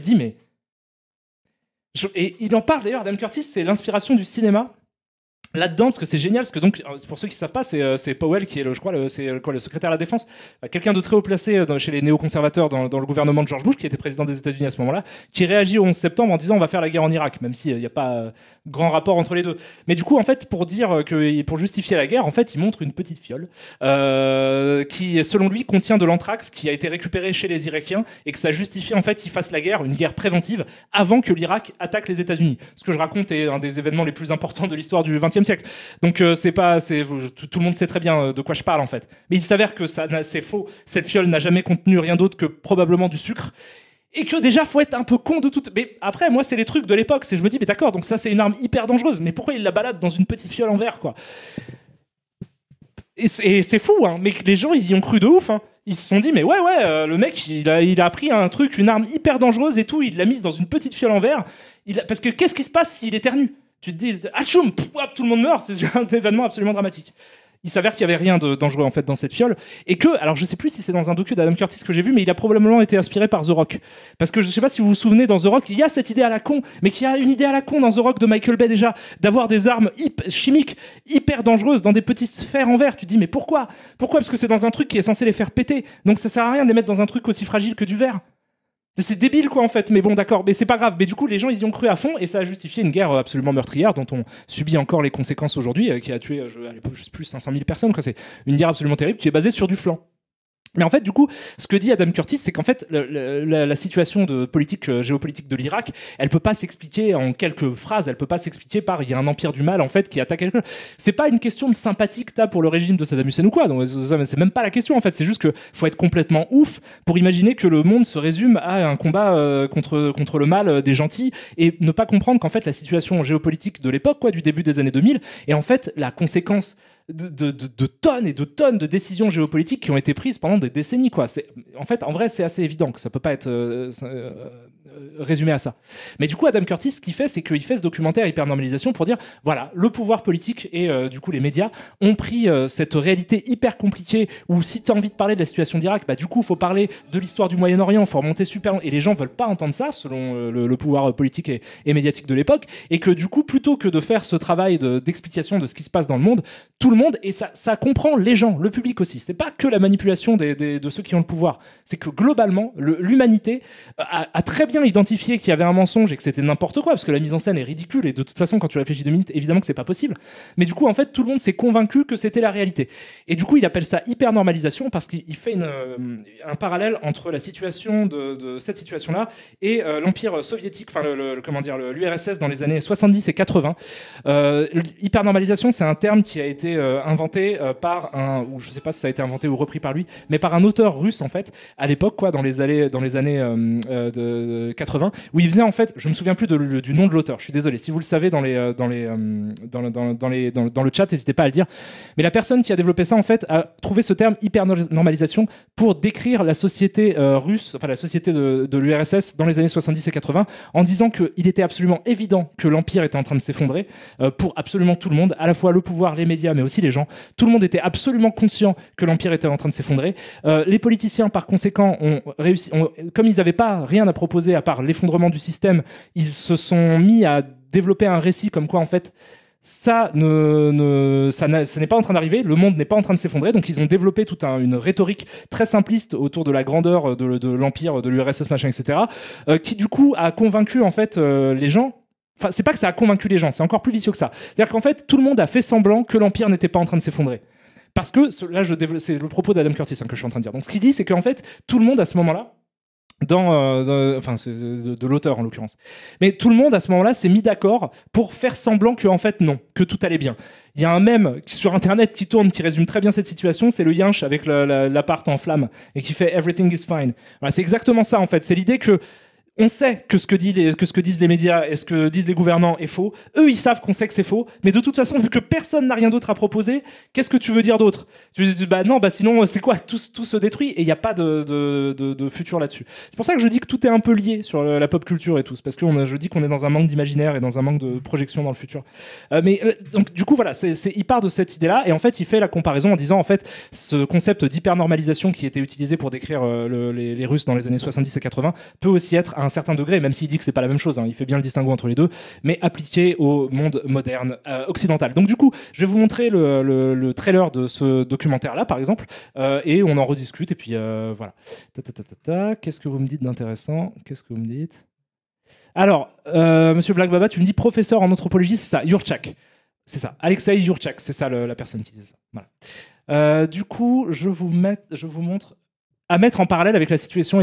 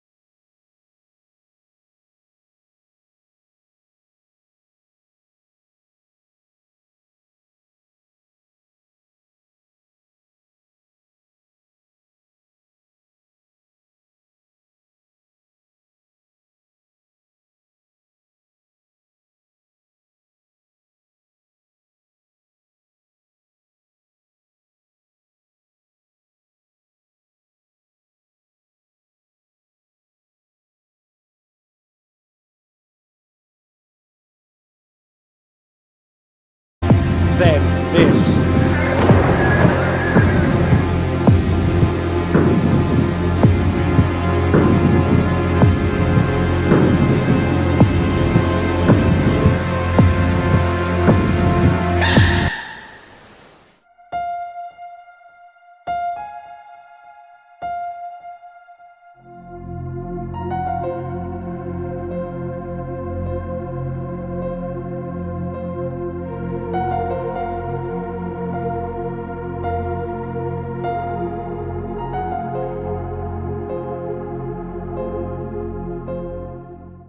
Voilà, alors moi je trouve c'est une très jolie bande-annonce en fait, qui est assez juste en termes de ton, même si il manque parce qu'en fait tous ces documentaires sont complètement couverts par sa voix off. C'est lui qui parle pendant tout le truc et il n'y a pas ça dans cette bande-annonce, sinon tout ressemble vraiment à un documentaire d'Adam Curtis, c'est vraiment cette ambiance-là. Donc c'est-à-dire, c'est pas forcément le truc le plus fun. Parfois il y a un peu d'humour parce que du coup en fait il y a des trucs tu peux pas. Franchement il y a des trucs dans ces documentaires. Il y a certains de ces docus, je vous jure, je les ai regardés et genre toutes les demi-heures je faisais pause et j'allais vérifier en fait si c'était vrai ce qu'il disait, tellement je trouvais ça ouf en fait. Non seulement je trouvais ça ouf que effectivement ça se soit passé comme il l'explique, mais en plus je trouvais ça ouf que de pas le savoir. C'est-à-dire qu'il y a ce truc-là de ah ouais d'accord, ok c'est ça en fait. Alors, je remonte un petit peu parce que j'ai vu qu'il y a des gens qui avaient sub et quand même je reste quelqu'un d'extrêmement poli, quand même quand je parle de quelque chose que j'adore. Pardon. Merci à toi MV Forever. En plus tu as un pseudonyme fantastique qui je pense fait référence à un streamer extrêmement sympathique. Merci à toi Biggie Sauce aussi, tu déchires. Je t'embrasse très fort. Helvetica Bold, effectivement, je suis Helvetica sur fond noir. Ouais, oui effectivement, la police, la fonte Helvetica. Déjà qu'il y a une histoire extrêmement intéressante. Un jour, je ferai un live sur Helvetica. Je l'appellerai Helvetica. Mais oui, c'est la typo qu'il utilise sur à peu près tous ses docus, je crois, si je ne m'abuse. Voilà, donc celui-là est vraiment... Yo, je viens d'arriver, tu parlais des docus de qui? Je parle des documentaires d'Adam Curtis. Voilà. Voilà, ça a l'air incroyable. Merci pour la découverte, Karim, et ça me fait un poil penser à Koyaanisqatsi, merci. À Koyaanisqatsi, c'est un autre délire, parce que Koyaanisqatsi, il n'y a pas de voix off. Donc déjà, ça change tout, en fait. Le fait que ce soit pas... Ça t'explique pas les choses, en fait, Koyaanisqatsi. Ça te montre une évolution visuelle de l'histoire du monde sélectionnée par des plans, etc. Moi, j'adore Koyaanisqatsi, c'est un très bon film, je l'aime beaucoup. Mais là, c'est encore un peu différent. C'est-à-dire que là, t'as vraiment une voix qui va accompagner tout ça, et qui va t'expliquer des choses, mais que je trouve qui sont fascinantes. Alors, le problème, c'est que du coup, on m'a demandé, tu voudrais pas faire une watch party sur un documentaire? Déjà, j'adorerais, mais il y a plein de choses qui font que c'est pas possible. La première, c'est que ces documentaires sont très souvent très longs. C'est-à-dire que là, Hypernormalisation, c'est 3 heures, si je ne m'abuse, un truc comme ça. Celui d'après, par exemple, Can't Get You Out of My Head, je crois, c'est 8 heures. C'est des documentaires en plusieurs épisodes, hein, bien sûr. Ça se regarde pas d'un coup. Mais genre, c'est hyper long, en fait, les documentaires d'Adam Curtis. Et il faut les voir en entier. Parce que ce qu'il fait, c'est des croisements d'histoire. Il va te parler de quelque chose, d'un événement qui s'est passé dans le monde. Il va passer à complètement autre chose. Et ensuite, il va revenir sur le truc qu'il disait juste avant. Et il fait ça tout le temps. Il y a cette espèce de construction en spirale, en fait, dans les docus d'Adam Curtis, qui font que c'est assez fondamental de les regarder d'un bloc. Et en plus, avec moi par-dessus qui parle sans avoir le droit de mettre pause, c'est mort. Et la deuxième raison pour laquelle c'est vraiment compliqué pour moi de faire ça, c'est que c'est très difficile en fait à voir en France. Et ça me fait super chier parce que moi, ce que j'ai vraiment envie de faire, c'est de vous donner un lien Amazon ou quoi, n'importe quoi, où vous pouvez acheter ça en Blu-ray ou je sais pas, sur n'importe quelle plateforme payante ou en VOD. J'aimerais beaucoup vous donner cette possibilité-là. Le truc, c'est qu'on est en France et que c'est une production BBC et que c'est sur le BBC iPlayer qui n'est pas disponible en France. Par conséquent, à ma connaissance, peut-être me trompe, mais à ma connaissance, la seule façon de voir ces documentaires légalement, c'est de prendre un abonnement, mais vous ne pouvez pas vous abonner à BBC, donc en fait c'est prendre un VPN pour faire croire que vous êtes un Anglais et ensuite vous abonner à BBC iPlayer pour pouvoir les voir. Ce qui est hyper, et en plus sans sous-titres, ce qui est hyper galère. De fait, j'aime pas vous recommander de regarder des trucs un peu illégalement. Le seul moyen que vous avez vraiment de voir certains de ces docus, c'est de passer par des moyens un petit peu vertueux. Mais en même temps, là, j'ai pas d'autres propositions à vous donner. Si vous connaissez une façon de les voir légalement en payant, vraiment, faites circuler l'information, mais même à moi, parce que du coup, j'aimerais vraiment les voir dans une bonne qualité, correcte et tout. Je ne demande que ça. Mais j'ai pas réussi à trouver. J'ai fouillé dans tous les sens, j'ai pas réussi à trouver. Merci beaucoup à toi, Megarchimède, pour les subs que tu viens d'offrir à Gazlow, à Grezou, à Martoni57, à Jojo Ordinateur et à Jack Schools. Jack Schools, putain, je suis un blédard. Jack Skulls, ce n'est pas une école, c'est un crâne.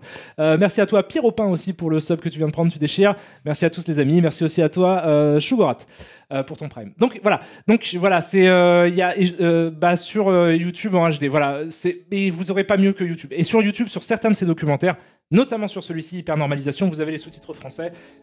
J'en profite aussi pour remercier les gens qui ont mis des sous-titres français et qui ont uploadé ces trucs-là, parce que sinon ils seraient indisponibles et impossibles pour nous à voir. Je crois qu'il y a aussi Century of the Self sur YouTube avec des sous-titres français. Voilà, si vous n'êtes pas bilingue, si vous ne parlez pas correctement anglais, vous avez en fait très peu de documentaires. Mais quand même, ça vous fait plusieurs heures de documentaires à regarder. Mais vous n'en avez pas beaucoup. Vous n'allez pas pouvoir avoir accès à toute sa filmographie si vous ne parlez pas anglais, malheureusement. C'est dommage, mais il n'y a pas vraiment de solution à ça. Si vous parlez anglais, il y a des moyens un petit peu alternatifs de le regarder. Moi, voilà. Et n'hésitez pas, sinon, à prendre un VPN, payer un abonnement à BBC iPlayer, parce que c'est bien de montrer aussi que vous aimez bien le travail de ces gens-là en payant le truc. Merci beaucoup à toi, ton team, pour le Prime, tu déchires. Voilà. Donc du coup, celui-ci est vraiment très intéressant. J'aime beaucoup Hypernormalisation. Je crois que c'est un de mes préférés. Il est hyper cool. En fait, j'ai vu dans la liste de Karim, on m'a dit aujourd'hui, tu as ta vérité, j'ai la mienne sur un truc basique comme la gravité. Ah oui, d'accord. Et en fait, les gens s'en foutent de la vérité. Je suis en deuil. Ouais. Et le truc, c'est que, alors moi, un de mes préférés de documentaire d'Adam Curtis, et ça donne le titre à mon live, c'est All Watched Over by Machines of Loving Grace, qui veut littéralement dire, du coup, nous tous surveillés par des machines de grâce infinie, qui est un film qui est un documentaire qui consiste à décrire le raté de l'utopie numérique. C'est en fait All Watched Over by Machines of Loving Grace, c'est le titre d'un poème des années 60, si je ne m'abuse, qui est techno-utopiste à un certain degré, même si je crois que ça se discute, et je crois qu'il y a beaucoup de gens qui disent qu'il est plutôt ironique, ce titre-là, ce qui donnerait encore plus de sens au titre de Curtis. Mais du coup, en fait, c'est un truc sur à quel point l'utilisation des machines a été pas seulement dévoyée, mais déjà à la base de toute façon est corrompue. Et comment, de toute manière, les ordinateurs ne nous sauveront pas. Moi, ces trucs-là, c'est un de mes préférés, parce que je pense que ça peut... Le problème, c'est que celui-ci ne se trouve pas avec des sous-titres français. Mais je pense que c'est un de ceux qui peut le plus vous parler si vous êtes des amateurs de tout ce qui est technologie digitale, comme on le dit maintenant que ce n'est plus une faute. Mais du coup, tout ce qui est numérique, etc., c'est quand même ça, c'est très très intéressant pour, je pense, nous qui sommes cette génération-là, en fait. C'est passionnant, All Watched Over by Machines of Loving Grace. Je crois que c'est en 3 épisodes, si je me souviens bien. Alors le truc aussi, c'est que, étant donné que ces films sont des vortex d'images, et qu'il y en a que j'ai pas vu depuis un moment, il m'arrive de les mélanger. J'en suis désolé si je fais cette erreur-là, c'est juste, je les ai pas tous... Là, j'en remate, parce que ce livre, que je rappelle, donc chopez-vous ce livre, hein, c'est Pandore, Le monde dans l'œil d'Adam Curtis, ça sort chez Façonnage Édition. Mais du coup, ce livre m'a donné envie de me remettre des docus d'Adam Curtis, donc j'en ai revu quelques-uns. J'ai revu Hypernormalisation, justement. J'ai revu All Watched Over by Machines of Loving Grace, mais vu que j'ai des souvenirs d'autres docus, en fait, j'ai tendance à mélanger ce qui se passait dans les docus, parce que ça fonctionne par fragments, en fait. Ces espèces de montages kaléidoscopiques en spirale qui sont... Du coup, parfois, je me dis, j'ai vu ce truc-là dans ce docu, mais ah non, merde, c'est dans l'autre. Donc, pardon si je fais des erreurs et si je vous dis qu'un truc est dans un docu, mais qu'en fait, il est dans l'autre. Mais du coup, All Watched Over by Machines of Loving Grace, je vais vérifier ce que je vais dire avant de dire des conneries. Hop. Pour dire de quoi il parle, de quel point de départ, en fait, il parle. J'ai un petit doute là-dessus, mais je crois que c'est bien... c'est ça, c'est tout à fait ça. C'est en fait, ça prend Ayn Rand comme départ. Donc Ayn Rand, qui est une célèbre philosophe qui est connue pour l'objectivisme. Donc c'est pas si connu que ça en France, mais en fait c'est un délire qui a beaucoup inspiré les stockbrokers. En fait, sa philosophie consiste à dire, comment dire, je peux pas résumer l'objectivisme d'Ayn Rand en 2 phrases, mais c'est la gloire du plaisir individualiste, quoi. C'est le fait que le bonheur du monde arrivera si on dérégule tout. Et si tout le monde cherche son propre bonheur, voilà. C'est que si tout le monde cherche son bonheur de façon assez, égoïste, ça amènera ça arrivera à sauver le monde, en fait, c'est ça. Le roman très célèbre de Ayn Rand s'appelle Atlas Shrugged, qui est régulièrement moqué dans la pop culture, Atlas Shrugged d'ailleurs, et qui est connu pour un très long, quasiment monologue qui explique ce qu'est l'objectivisme de façon d'ailleurs fort peu subtile, et qui va vous expliquer du coup en gros que voilà, c'est si tout le monde est égoïste, en fait le monde ira mieux. Bon, c'est pas ouf comme façon de penser, je trouve, et ça a beaucoup été utilisé, et il fait le lien entre Ayn Rand et Alan Greenspan, qui est un des artisans de la crise des subprimes de la fin des années 2000, et qui, selon Adam Curtis, a été plus que très influencé par les thèses d'Ayn Rand. Et ça aussi, pardon, parce que du coup ça parle pas c'est pas forcément les nouvelles technologies, mais Ça, par rebond, ça donne les nouvelles utopies numériques et l'échec des nouvelles utopies numériques. Ce qui est très intéressant, c'est que de fait, alors il parle pas tant que ça des réseaux sociaux finalement. Moi, je trouve que les réseaux sociaux sont assez symptomatiques en fait de ce qu'est aujourd'hui la post-vérité, quoi. C'est-à-dire qu'effectivement, si tu fais si tu fais la compilation de tout ce qui est vrai et faux sur les réseaux sociaux, tu te retrouves en fait avec, je pense, 80, je pense même pas que j'exagère, mais je pense qu'il y a 90% de faux. Parce que du coup, à chaque fois que quelqu'un dit quelque chose de faux sur les réseaux sociaux, tu as des conversations pendant des heures avec des centaines de personnes qui partent du principe que c'est vrai, et du coup, ça devient aussi des conversations fausses.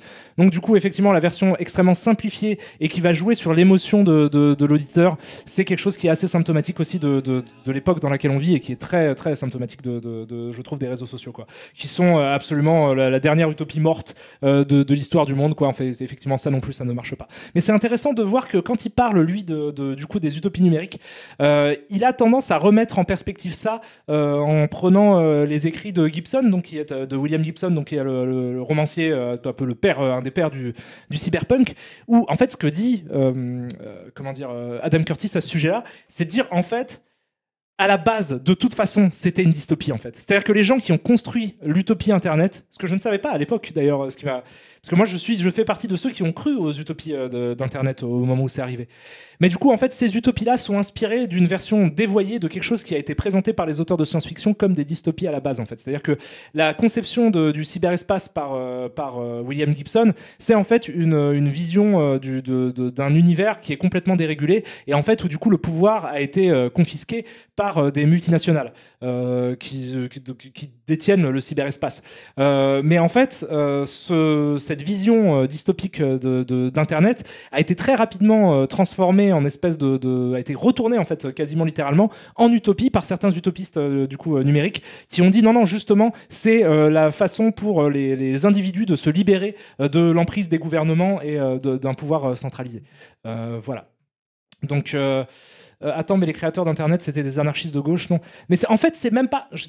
C'est pas une question de conviction politique ou de trucs, c'est beaucoup plus vicieux que ça. C'est-à-dire qu'en fait, c'est même pas une question de est-ce qu'ils veulent faire le bien et le mal, en fait. C'est pas ça, c'est justement pour dépasser cette frontière-là qui est ce que Curtis considère comme une vision simplifiée du monde qu'il fait ces films, quoi. C'est pas la question de est-ce qu'ils ont voulu faire le bien ou le mal en proposant cette utopie-là. C'est juste qu'elle a échoué dramatiquement et qu'en fait, en étant un peu plus malin, peut-être elle aurait pu... Mais c'est pas de est-ce qu'ils sont gentils ou méchants. Curtis se pose jamais ces questions-là, en fait. Il est jamais en train de dire ah tiens, ce personnage-là, c'est un méchant et il a voulu son propre profit, machin, etc. C'est pas ça, c'est même pas la question, en fait. On n'est pas sur ça. C'est juste que l'idée d'aller à l'encontre des premières intuitions qu'ont eu les auteurs de science-fiction comme Gibson sur le cyberespace et de dire non, ça n'arrivera pas en fait. Parce que nous en tant qu'individus, on est suffisamment forts pour se détacher de l'emprise qu'on subit des grosses institutions et pour évoluer comme des espèces d'êtres libres dans un univers qui est libéré de tout, jusqu'à libéré des conditions physiques, quoi, où on peut se libérer de tout, qu'est le cyberespace. En fait, juste ça, le fait de ne pas s'être rendu compte de la complexité de ce que ça pouvait amener, ça a conduit en fait à l'échec de ces utopies-là, quoi. Donc, du coup, voilà, il faut pas raisonner en termes de est-ce que c'est des gentils, est-ce que c'est des méchants, est-ce qu'ils étaient à gauche, à droite, c'est même pas le propos, en fait. C'est juste comment est-ce que des idées ont évolué pour donner des réalités un peu dures, en fait. Voilà.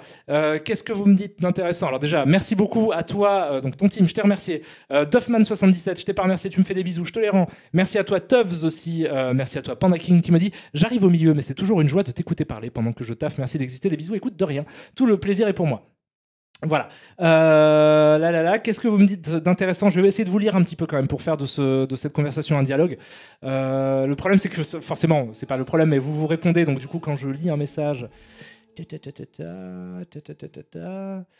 ça me fait penser à l'organisation de la planète Solaria dans le cycle des robots d'Asimov. Mais alors, il est très intéressé par la SF. C'est donc quel film qui parle du roman qui a inspiré du coup Stalker? Bizarrement, Tarkovsky est une des références visiblement d'Adam Curtis parce qu'il cite deux films de Tarkovsky. Il cite notamment Solaris, sur la planète Solaris, et je crois que c'est dans Bitter Lake. Si je ne m'abuse, oui, c'est dans Bitter Lake qu'il cite Solaris parce qu'il dit que en fait, il compare par le montage, et on va parler un petit peu de formellement, ce qui m'intéresse aussi dans le travail de Curtis, mais du coup il compare le regard que porte l'Occident sur le Moyen-Orient au regard que portent les spationautes, pas les spationautes, les cosmonautes de Solaris par rapport à la planète Solaris, du coup, où ils ont l'impression de l'observer, elle les contamine eux-mêmes en fait. Et dans Bitter Lake, il y a tout un. Bitter Lake, c'est un film absolument fantastique. Là, je pense que je peux même pas vous mettre la bande-annonce de Bitter Lake parce qu'à mon avis, même dans la bande-annonce, il y a des images hardcore parce que c'est hyper hardcore Bitter Lake. C'est pique-nique au bord de la route, absolument. C'est Roadside Picnic ou un truc comme ça. Je crois que c'est ça. Le livre dont c'est ça, Pique-nique au bord du chemin, l'inspiration de Stalker, qui est super intéressant, le bouquin autant que le film. J'adore Stalker, le film de Tarkovsky. Si vous l'avez pas vu, c'est vraiment super. Mais le livre est très différent parce que le livre c'est vraiment un truc assumé d'extraterrestre qui a laissé un peu comme dans. Cette référence n'a pas lieu d'être. J'allais citer Maximum Overdrive. Mais du coup, en fait, il y a un passage extraterrestre qui laisse une zone, qui est une espèce de zone contaminée qui transforme les gens. Voilà. Et ensuite, ça a donné du coup Stalker le film et Stalker le jeu vidéo aussi, auquel j'ai jamais joué. Mais Stalker le jeu vidéo s'inspire, pareil, de ce roman-là, qui est un roman russe. Et là, du coup, ça ajoute Tchernobyl à l'équation, parce que le livre se passe avant Tchernobyl, mais ce concept de zone contaminée, en fait, du coup, à mon avis, a dû résonner chez les mecs qui ont fait le jeu vidéo Stalker comme un truc proche de Tchernobyl, et donc ça a mélangé un petit peu les deux trucs. Je crois que c'est ça, j'imagine que c'est ça, en tout cas, la raison de... Peux-tu abaisser un peu ton micro physiquement, le mettre plus bas, car dès que tu tournes la tête, ta voix diminue. En fait, c'est un micro qui est vraiment fait pour parler là, quoi. Dès que effectivement, je sais, je suis désolé, je vais essayer de plus. Comment ça s'écrit Peter Lake? Non, c'est pas Peter Lake, c'est Bitter Lake, B-I-T-E-R, L-A-K-E. C'est les lacs amers. Ça fait référence au Great Bitter Lake, qui est l'endroit où a eu lieu pour la première fois le partenariat entre les États-Unis de Roosevelt et l'Arabie Saoudite par rapport au pétrole, où ils ont échangé protection contre pétrole en fait. Ça fait référence à ce lac-là, et le thème de l'eau est très important dans Bitter Lake, puisque en parallèle, donc Bitter Lake, ça commence sur ça. En gros, c'est les partenariats entre l'Arabie Saoudite et les États-Unis, et en parallèle, c'est l'État de l'Afghanistan. Et en fait, du coup, Bitter Lake, c'est un film sur à la fois les relations des États-Unis et du Moyen-Orient et l'évolution de l'Afghanistan au fil du siècle, en fait. C'est dramatique, comme si c'est un des plus durs de Adam Curtis. Je veux dire, en termes de ton, en termes de c'est vraiment hardcore à regarder, parce que là, il y a des images où tu fais. Pff. Et le style d'Adam Curtis est génial, je trouve, spécifiquement dans Bitter Lake, et il est très symptomatique, je trouve, aussi de ce que fait Curtis. C'est-à-dire que à la fois, il y a des longs moments, effectivement, de voix off où il va expliquer ce qui se passe dans l'histoire du monde, dans l'histoire de l'Afghanistan, etc. Mais ça va être entrecoupé de moments où il n'y a pas sa voix off et il n'y a aucune explication, et il te montre des images de la guerre en Afghanistan qui sont beaucoup plus récentes par conséquent par rapport à la date de sortie du film, et donc il va te mettre ça en parallèle, mais cette fois-ci sans t'expliquer ce que c'est. Il va te mettre au milieu de ces séquences des vrais moments de la guerre en Afghanistan comme ça, quoi. Et du coup, c'est à toi de reconstruire ce récit-là, et ça devient des montages presque émotionnels, quoi, sur ce sujet-là. C'est brillant, la façon dont est monté Bitter Lake, je trouve. Merci beaucoup à toi, Icos. Tu me dis, tu voudrais pas faire le nouveau Stalker quand il va sortir? Mais alors, le problème, c'est que j'ai jamais joué au jeu de la licence, quoi, donc je vais être un peu perdu. Peut-être qu'il faudrait que je reprenne au début. Mais bon, après, j'imagine que c'est passionnant, parce que de toute façon, le thème et l'œuvre dont ça s'inspire, c'est des trucs vraiment passionnants. Et puis, en plus, je sais que c'est des jeux vidéo qui ont très bonne réputation, donc je pense que c'est vraiment cool. Mais j'y ai jamais joué. Merci à toi, Zaiko, pour les 5 subs que tu viens d'offrir, à Petchy Goodman, à Ludo Victor, à Vactis, à Fabastard, à Axan. Voilà. Donc voilà, il y a ça. Pour vous situer un petit peu à quoi parle un montage d'attraction. Bonsoir, tout à fait, un montage d'attraction. Merci à toi, Movie Addict. Bonsoir à toi, gros bisous. Merci à toi, Azubalex, pour le sub. Tu me dis abasourdi par ta beauté dans les termes. Épisode 2 aujourd'hui. Merci beaucoup, Azubalex.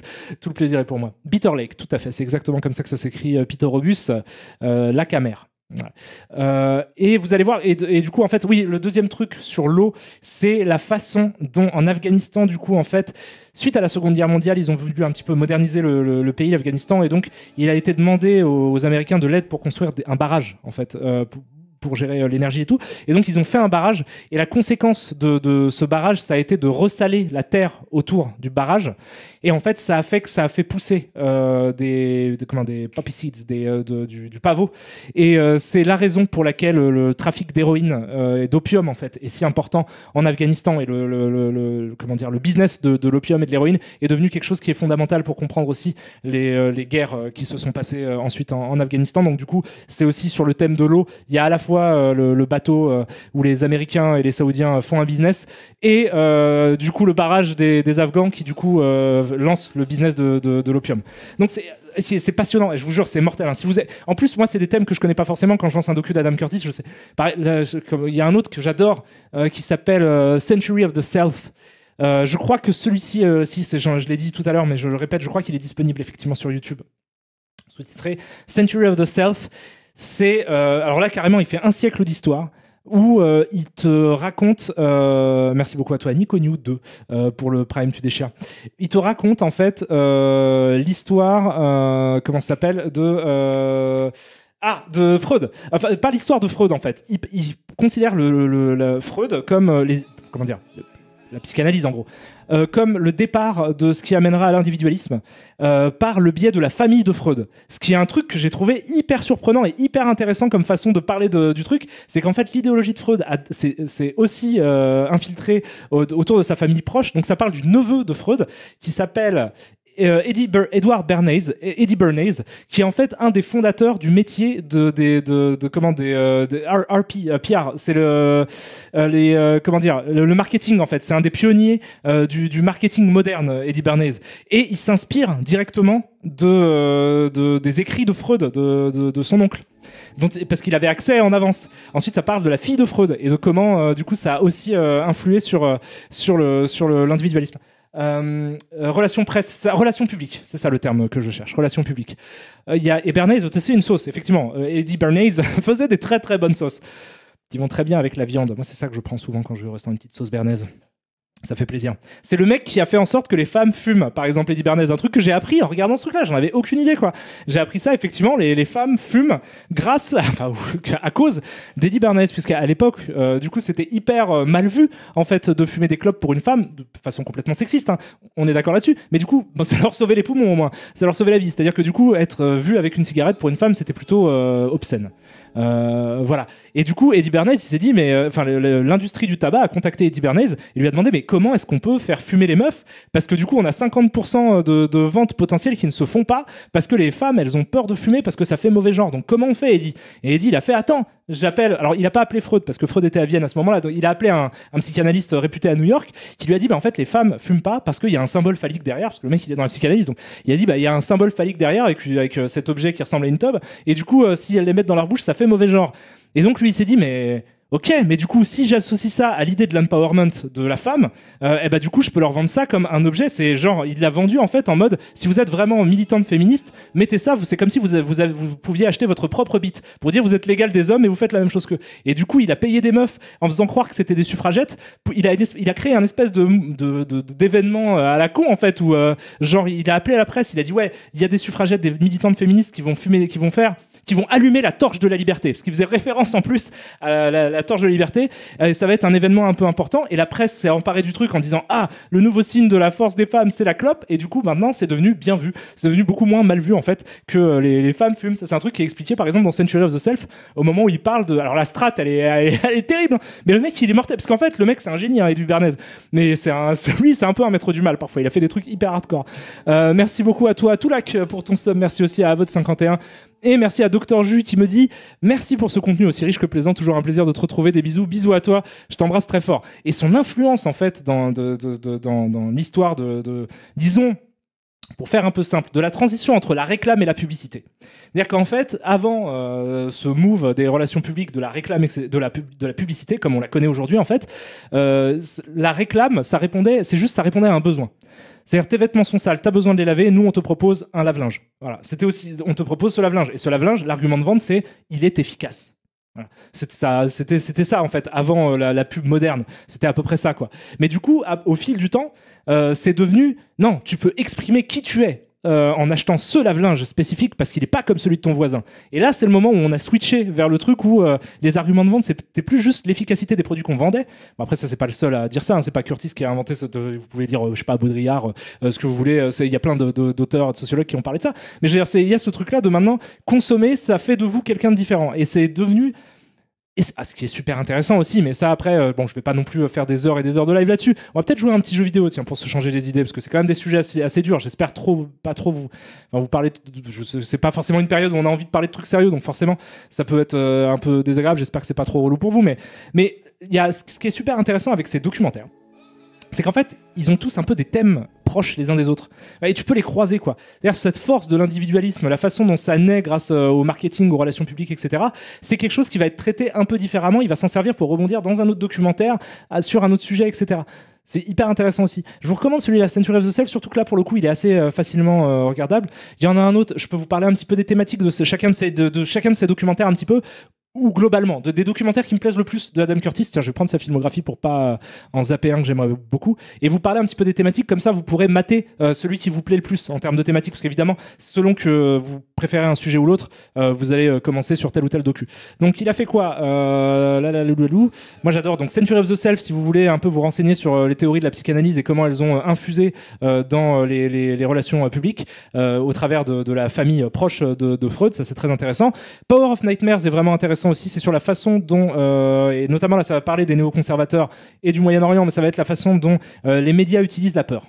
Voilà, simplement où la peur est devenue quelque chose de fort, c'est tout. C'est la façon dont les médias utilisent la peur, ça c'est intéressant aussi. Qu'est-ce que j'aime bien aussi, j'adore All Watched Over by Machines of Loving Grace, mais du coup ça je vous en ai déjà parlé, c'est sur les technologies et les utopies des ordinateurs, qui est très bien. Bitter Lake, comme je vous ai dit, c'est peut-être un de ses plus durs, mais c'est sur à la fois l'Afghanistan, l'Arabie Saoudite et les États-Unis. Hypernormalisation, comme je vous ai parlé, donc du coup, alors le point de départ d'hypernormalisation est vachement intéressant aussi. Possible de les trouver en sous-titré, tu me demandes Lithopédion 8. Eh ben, comme je t'ai dit, en fait, c'est la complexité, pas tous. Voilà, en sous-titré, je sais de sources sûres que tu peux avoir hypernormalisation. Je sais de sources sûres que tu peux avoir Century of the Self. Ça, c'est sûr. Et après, les autres, je pourrais pas te l'assurer. Je pense que Bitter Lake, parce qu'il est plutôt connu, Bitter Lake, je pense qu'il peut être trouvable aussi, à mon avis, avec des sous-titres, mais je suis pas certain. Faut fouiller.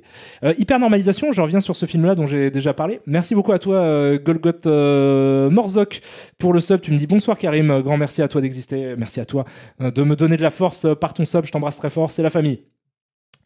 Vous allez voir, il y a aussi, comment dire, ça a l'air très Chomsky core tout de même. Un peu, mais pas tant que ça, je te dis.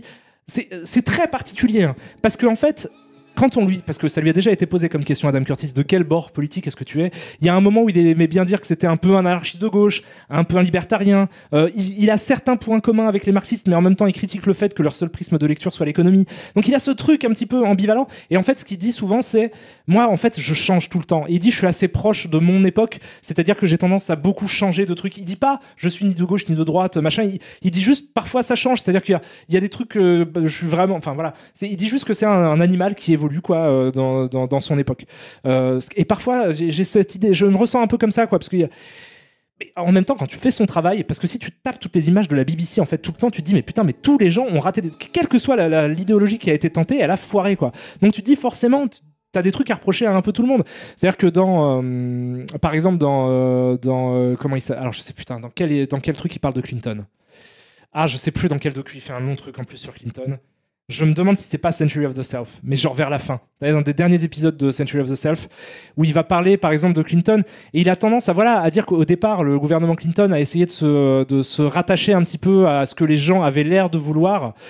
Parce que du coup, il y a un moment, selon lui, il y a un énorme point de rupture dans l'histoire, selon lui, qui est les années Thatcher-Reagan. C'est-à-dire que les années 80, pour lui, c'est vraiment, il en parle très souvent, comme le moment où la politique est devenue vraiment des blagues. C'est vraiment devenu un truc de show, de spectacle assez vulgaire. J'ai l'impression qu'il considère, et je suis un peu d'accord avec lui, la politique anglo-saxonne à ce moment-là, Thatcher-Reagan, c'est quand même une époque où mais c'est ridicule à re-regarder aujourd'hui quand tu revois ça, où en fait, ils ont commencé à comprendre que faire de la politique, ça pouvait simplement consister à mettre un miroir devant les gens qui potentiellement pouvaient voter sur toi et à simplement leur répondre ce qu'ils te disaient. Donc dans une espèce de truc un petit peu... Moi, je ressens ça du cinéma d'aujourd'hui. Hein. C'est-à-dire que toutes les critiques que je fais au cinéma de divertissement actuel, c'est un peu ça, quoi. C'est-à-dire qu'en fait, ils font des espèces de grands de trucs, comment dire, pas de projo presse, mais bon, je perds mes mots. Mais en fait, simplement, ils regardent ce que les gens veulent et ils leur répètent ce qu'on leur répond. C'est-à-dire que tu demandes qu'est-ce que tu veux et la personne dit je veux ça et tu lui réponds tu veux ça, tu auras ça. Et du coup, il est content quoi. Et la politique à ce moment-là, c'est vraiment devenu ça. Et donc du coup, il dit que Clinton en fait quand il a été élu, même s'il a repris les arguments de Reagan, un petit peu de cette époque-là, où il a offert une version de la gauche très, très libérale, on est d'accord là-dessus, il est conscient que Clinton utilisait ça aussi avec l'idée de pouvoir potentiellement faire une vraie politique de gauche, en fait, derrière, quoi. C'est-à-dire qu'il utilisait ça comme un argument de vente, et ensuite... Mais Clinton s'est vu, selon lui, selon Curtis, là, c'est vraiment, je le paraphrase, mais s'est vu, il s'est retrouvé devant un mur, en fait, il pouvait pas faire ses politiques, et du coup, il a essayé et très vite, il a fini par faire une politique proche de la politique auquel il ne croit pas, quoi. Donc, c'est-à-dire que effectivement, c'est dur de placer Adam Curtis politiquement, parce que du coup, il critique un peu tout le monde, en fait. Il y a très peu de gens mais en même temps, il est jamais dans la vindicte, quoi. C'est-à-dire qu'il est jamais dans le côté c'est un mec méchant. C'est pas ça qu'il dit. Il dit juste que les idées de tout le monde, du fait de la réalité complexe du monde, finissent par échouer. Et c'est toujours un peu triste. Donc, en tout cas, je parlais d'hypernormalisation pour vous dire quel point de départ il prenait. Il prend comme départ les années 70, le milieu des années 70.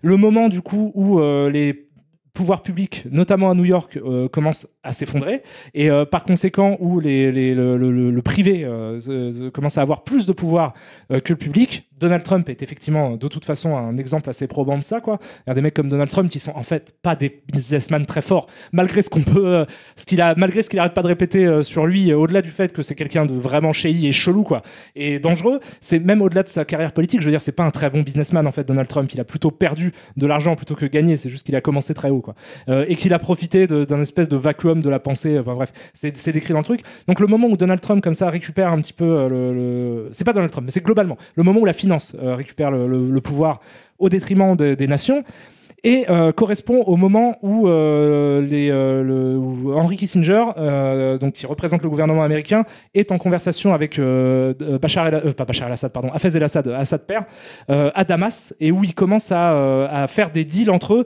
mais que ça commence déjà à mal tourner. C'est-à-dire qu'on voit qu'il y a des espèces de business qui tournent pas bien, qui tournent pas rond, quoi. Et il prend ces deux points de départ-là, et il dit que selon lui, c'est le moment où le monde est devenu vraiment trop compliqué, et a suivi les années 80, et dans les années 80, on a vraiment complètement abdiqué l'idée d'expliquer simplement, l'idée de montrer la complexité du monde aux gens. J'ai vu un truc qui tournait dans le chat, qui m'intéresse, quoi. C'est que quelqu'un disait, faut faire attention, quand j'ai montré l'abondance d'hypernormalisation, faut faire attention à pas non plus tomber dans le complotisme, parce que effectivement, hypernormalisation dit que le pouvoir ment. Mais le pouvoir ment, c'est pas être complotiste que de dire que le pouvoir ment, bien sûr que ou ment par omission, mais ou détourne le réel, évidemment. En fait, il y a quelque chose que je trouve fondamental dans la pensée d'Adam Curtis, et qui est une idée que je partage en fait avec lui. C'est pour ça peut-être que ça résonne en moi spécifiquement. C'est-à-dire que selon lui, le pouvoir, une définition correcte qu'on pourrait donner du pouvoir, c'est qu'en fait le pouvoir, c'est savoir raconter des histoires, en fait. C'est tout. C'est pas forcément... C'est savoir raconter une histoire auquel les gens croient, c'est avoir du pouvoir. Que ce soit religieux, politique, etc., le fait de trouver une narration qui résonne dans suffisamment de gens, ça vous octroie le pouvoir. Qui que vous soyez, si vous arrivez à convaincre suffisamment de gens qu'en fait... Parce que tout le monde est bourré de plein de questions sur comment fonctionne le monde, comment est-ce qu'on en est arrivé là, pourquoi est-ce que le monde ressemble à ça, pourquoi c'est pas juste, pourquoi est-ce que je me sens mal. Toutes ces questions, elles sont en fait assez constitutives de l'expérience humaine. Mais du coup, si vous arrivez à donner des réponses à ça, vous avez le pouvoir. Si vous arrivez à expliquer à des gens qu'en fait, ils ressentent ça parce que ça, et que vous maîtrisez le récit, ça veut dire que vous maîtrisez vraiment ce qu'il y a dans sa tête, quoi. Du coup, ça, c'est une idée très importante du truc d'Adam Curtis. Mais en fait, moi, je ne crois pas que ce genre de documentaire favorise le complotisme. Je crois même précisément l'inverse, en fait. Parce que du coup, le principe du complotisme, c'est justement de convaincre, de trouver des histoires hyper simples, c'est-à-dire d'enlever toute la complexité du monde et de résumer ça à un combat justement du bien contre le mal, avec quelques personnes éclairées qui auraient compris comment fonctionne l'univers, la plupart des gens qui sont dans l'ombre, et quelques dirigeants qui les dominent. Mais en fait, cette vision déjà du monde, elle est complètement incomplète et absolument fausse, et beaucoup trop simple par rapport à la complexité du monde. Adam Curtis, il ne dit pas le problème, c'est qu'il y a des méchants politiciens qui te manipulent. Parce que ça, c'est une vision extrêmement simplifiée du monde. Et lui, ce qu'il te dit, c'est justement qu'en fait, c'est hyper dangereux de faire circuler des versions simplifiées du monde. Et il te dit même que c'est de la responsabilité, donc du coup, des gens qui sont entendus, c'est-à-dire des gens qui sont des politiciens, des médias, et désormais des réseaux sociaux, malheureusement, mais ça, c'est absolument incontrôlable. Ça, c'est très dangereux. Mais du coup, c'est de leur responsabilité, en fait, de ne pas trop simplifier les trucs. Il y a quand même pour pas être complètement dithyrambique, surtout parce que évidemment je suis pas lui, donc je suis pas fan de tout, Il y a un truc à arguer quand même à cette pensée-là, à dire que la pensée, quand elle est complexe, est beaucoup plus saine que la pensée simplifiée, c'est qu'il fait quand même de la vulgarisation. C'est-à-dire, et on peut lui reprocher des raccourcis. Tu vois, c'est-à-dire que ce qu'il dit est plutôt vrai. Moi, en tout cas, à chaque fois que j'essaie de vérifier l'information qu'il donne, je retombe sur plusieurs sources qui la confirment. Donc, je considère que ce qu'il dit m'a l'air plutôt vrai. Mais il y a quand même des raccourcis qui sont faits par rapport au réel. Vous doutez bien que si vous résumez 40 ans d'histoire humaine même en 8 heures, bon, bah, vous ne pouvez pas rentrer dans tous les détails non plus et vous faites une forme de vulgarisation. Mais c'est-à-dire qu'il faut toujours justement rappeler que le monde est plus complexe que ce que les gens imaginent. C'est quand bien même on fait des raccourcis, etc., quand bien même on est dans ce qu'on appelle la vulgarisation, ça peut ne pas être malsain, la vulgarisation. Mais il faut expliquer aux gens qu'en fait non, c'est beaucoup plus compliqué que ça. C'est pas une poignée de gens qui vous dominent et du coup ça explique tous les vices du monde. Sinon ce serait trop simple en fait, et sinon on aurait déjà trouvé le résultat de la solution pour que tout fonctionne. Non, c'est exactement l'inverse ce qu'il vous dit. Et donc non, je pense pas que ce soit quelque chose qui favorise les complotistes, même si en termes d'esthétique, ça peut vous rappeler des documentaires un petit peu de montage d'images que vous voyez sur YouTube. Le fait, par exemple, qu'il lui aussi joue avec l'émotion.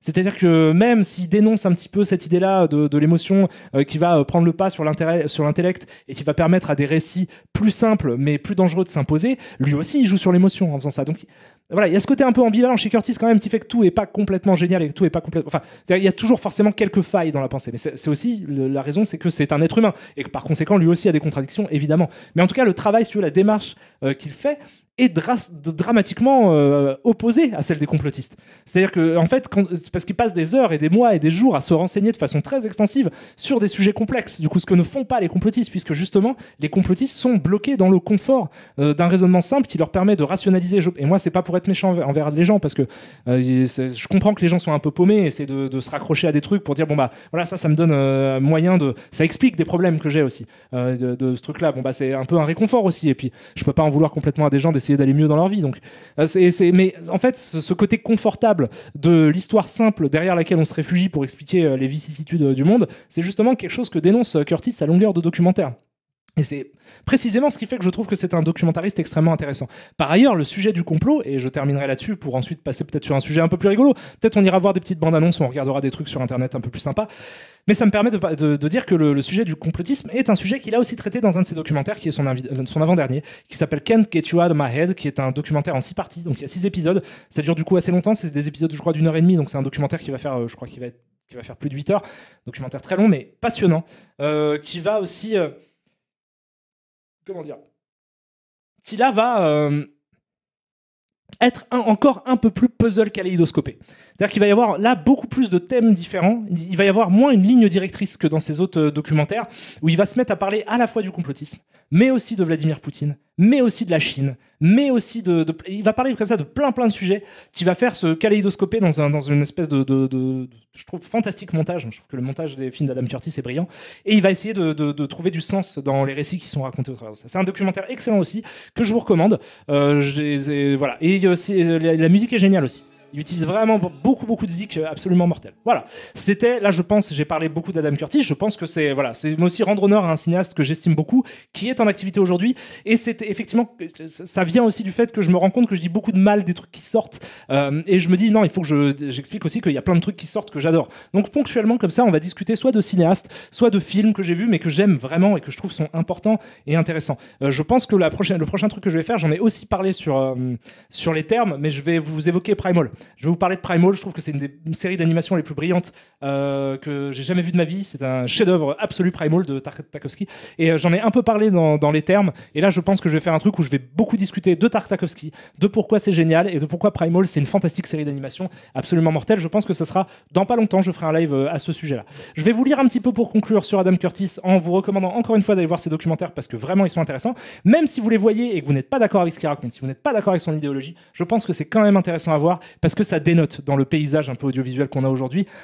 C'est une des rares fois où j'ai vu quelqu'un en fait me dire mais je vais pas en fait te prendre par la main et te réconforter, je vais simplement te dire ce que moi, ma vision du monde, je vais essayer de te l'exposer dans toute sa sophistication. Et c'est un truc qui je pense manque aussi dans les dialogues sur internet et que j'aime bien.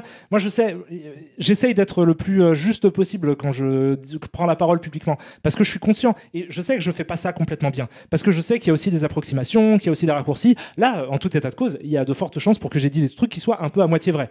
Mais j'aime bien rappeler aussi que le monde est compliqué. Mais le monde est compliqué, c'est compliqué, quel que soit le truc même. Le cinéma, les jeux vidéo, c'est des sujets qui sont extrêmement complexes. Un être humain, c'est extrêmement complexe. Un cerveau humain, c'est extrêmement complexe. Et ce serait, je pense, insultant pour moi de prendre la parole et d'essayer de réduire ça à des récits très simples, complètement dénués de tout. Ça veut pas dire que je suis très fort pour le faire. Je n'ai pas forcément la formation pour le faire, mais au moins j'essaye, quoi. Et du coup, je pense que les gens qui prennent la parole sur Internet aujourd'hui, ça ferait quand même du bien de les voir essayer un peu plus. Parce que moi, c'est vrai que tout ce que je vous ai décrit sur le réel qui est trop compliqué, qui est trop vulgarisé, j'ai jamais vu quelque chose, c'est-à-dire que même Thatcher aurait rêvé d'être sur Twitter, quoi. Je pense qu'il n'y a rien dans l'histoire du monde d'aussi que l'ère actuelle, dans tout ce qui est de post-vérité, etc. Je pense que l'ère actuelle est quand même très très proche de ça, et ça changera forcément parce que le monde change tout le temps, mais il faut qu'on en prenne conscience, quoi. Vous allez vous divertir en regardant des trucs de gens qui parlent sur Internet, machin, sur les réseaux sociaux, mais prenez ça comme du divertissement rigolo, comme des œuvres de fiction, quoi. Lisez pas les réseaux sociaux en vous disant je vais apprendre des choses sur le monde, c'est pas comme ça que ça marche, quoi. Si un sujet vous intéresse vraiment, vous allez devoir vous documenter avec plein de sources différentes et ça va vous demander d'engager du temps. C'est triste, hein, j'aimerais bien qu'on ait des disquettes à la Matrix qu'on se mette dans la tête pour apprendre des trucs, mais en fait non, il n'y a pas d'autre solution que ça, quoi. Donc du coup, s'il y a des sujets qui vous intéressent vraiment, par pitié, vous documentez pas sur ces trucs-là, vous laissez pas non plus avoir par les médias, etc., mais vous documentez pas sur les réseaux sociaux et détachez-vous de la zeitgeist de l'époque, quoi. Voilà. Il y a des propos super intéressants sur les réseaux sociaux aussi dans ces films, quand même, dont je suis en train de me rappeler, je sais plus dans quel film, mais il y a plein de trucs sur le fait que les gens énervés cliquent plus. Des choses qui sont très importantes aussi. Considérez ça, les gens énervés cliquent plus. Ne soyez pas des gens énervés qui cliquent. Chaque message que vous postez sur un réseau social, comprenez bien que son contenu est accessoire. Qu'il n'y a pas, en fait, ce que vous faites quand vous postez un message, quel que soit son contenu, il est accessoire. De toute façon, il disparaît, son contenu. Vous êtes étouffé dans le marasme de la pensée moderne. Vous êtes étouffé par des centaines d'autres messages qui arrivent au même moment. Le contenu ne compte pas. Si vous faites un message sur un post sur un réseau social en vous disant je vais exprimer un point de vue sur le monde, vous n'êtes pas en train de faire ça. Vous êtes en train d'offrir un clic à une multinationale. C'est ça que vous êtes en train de faire.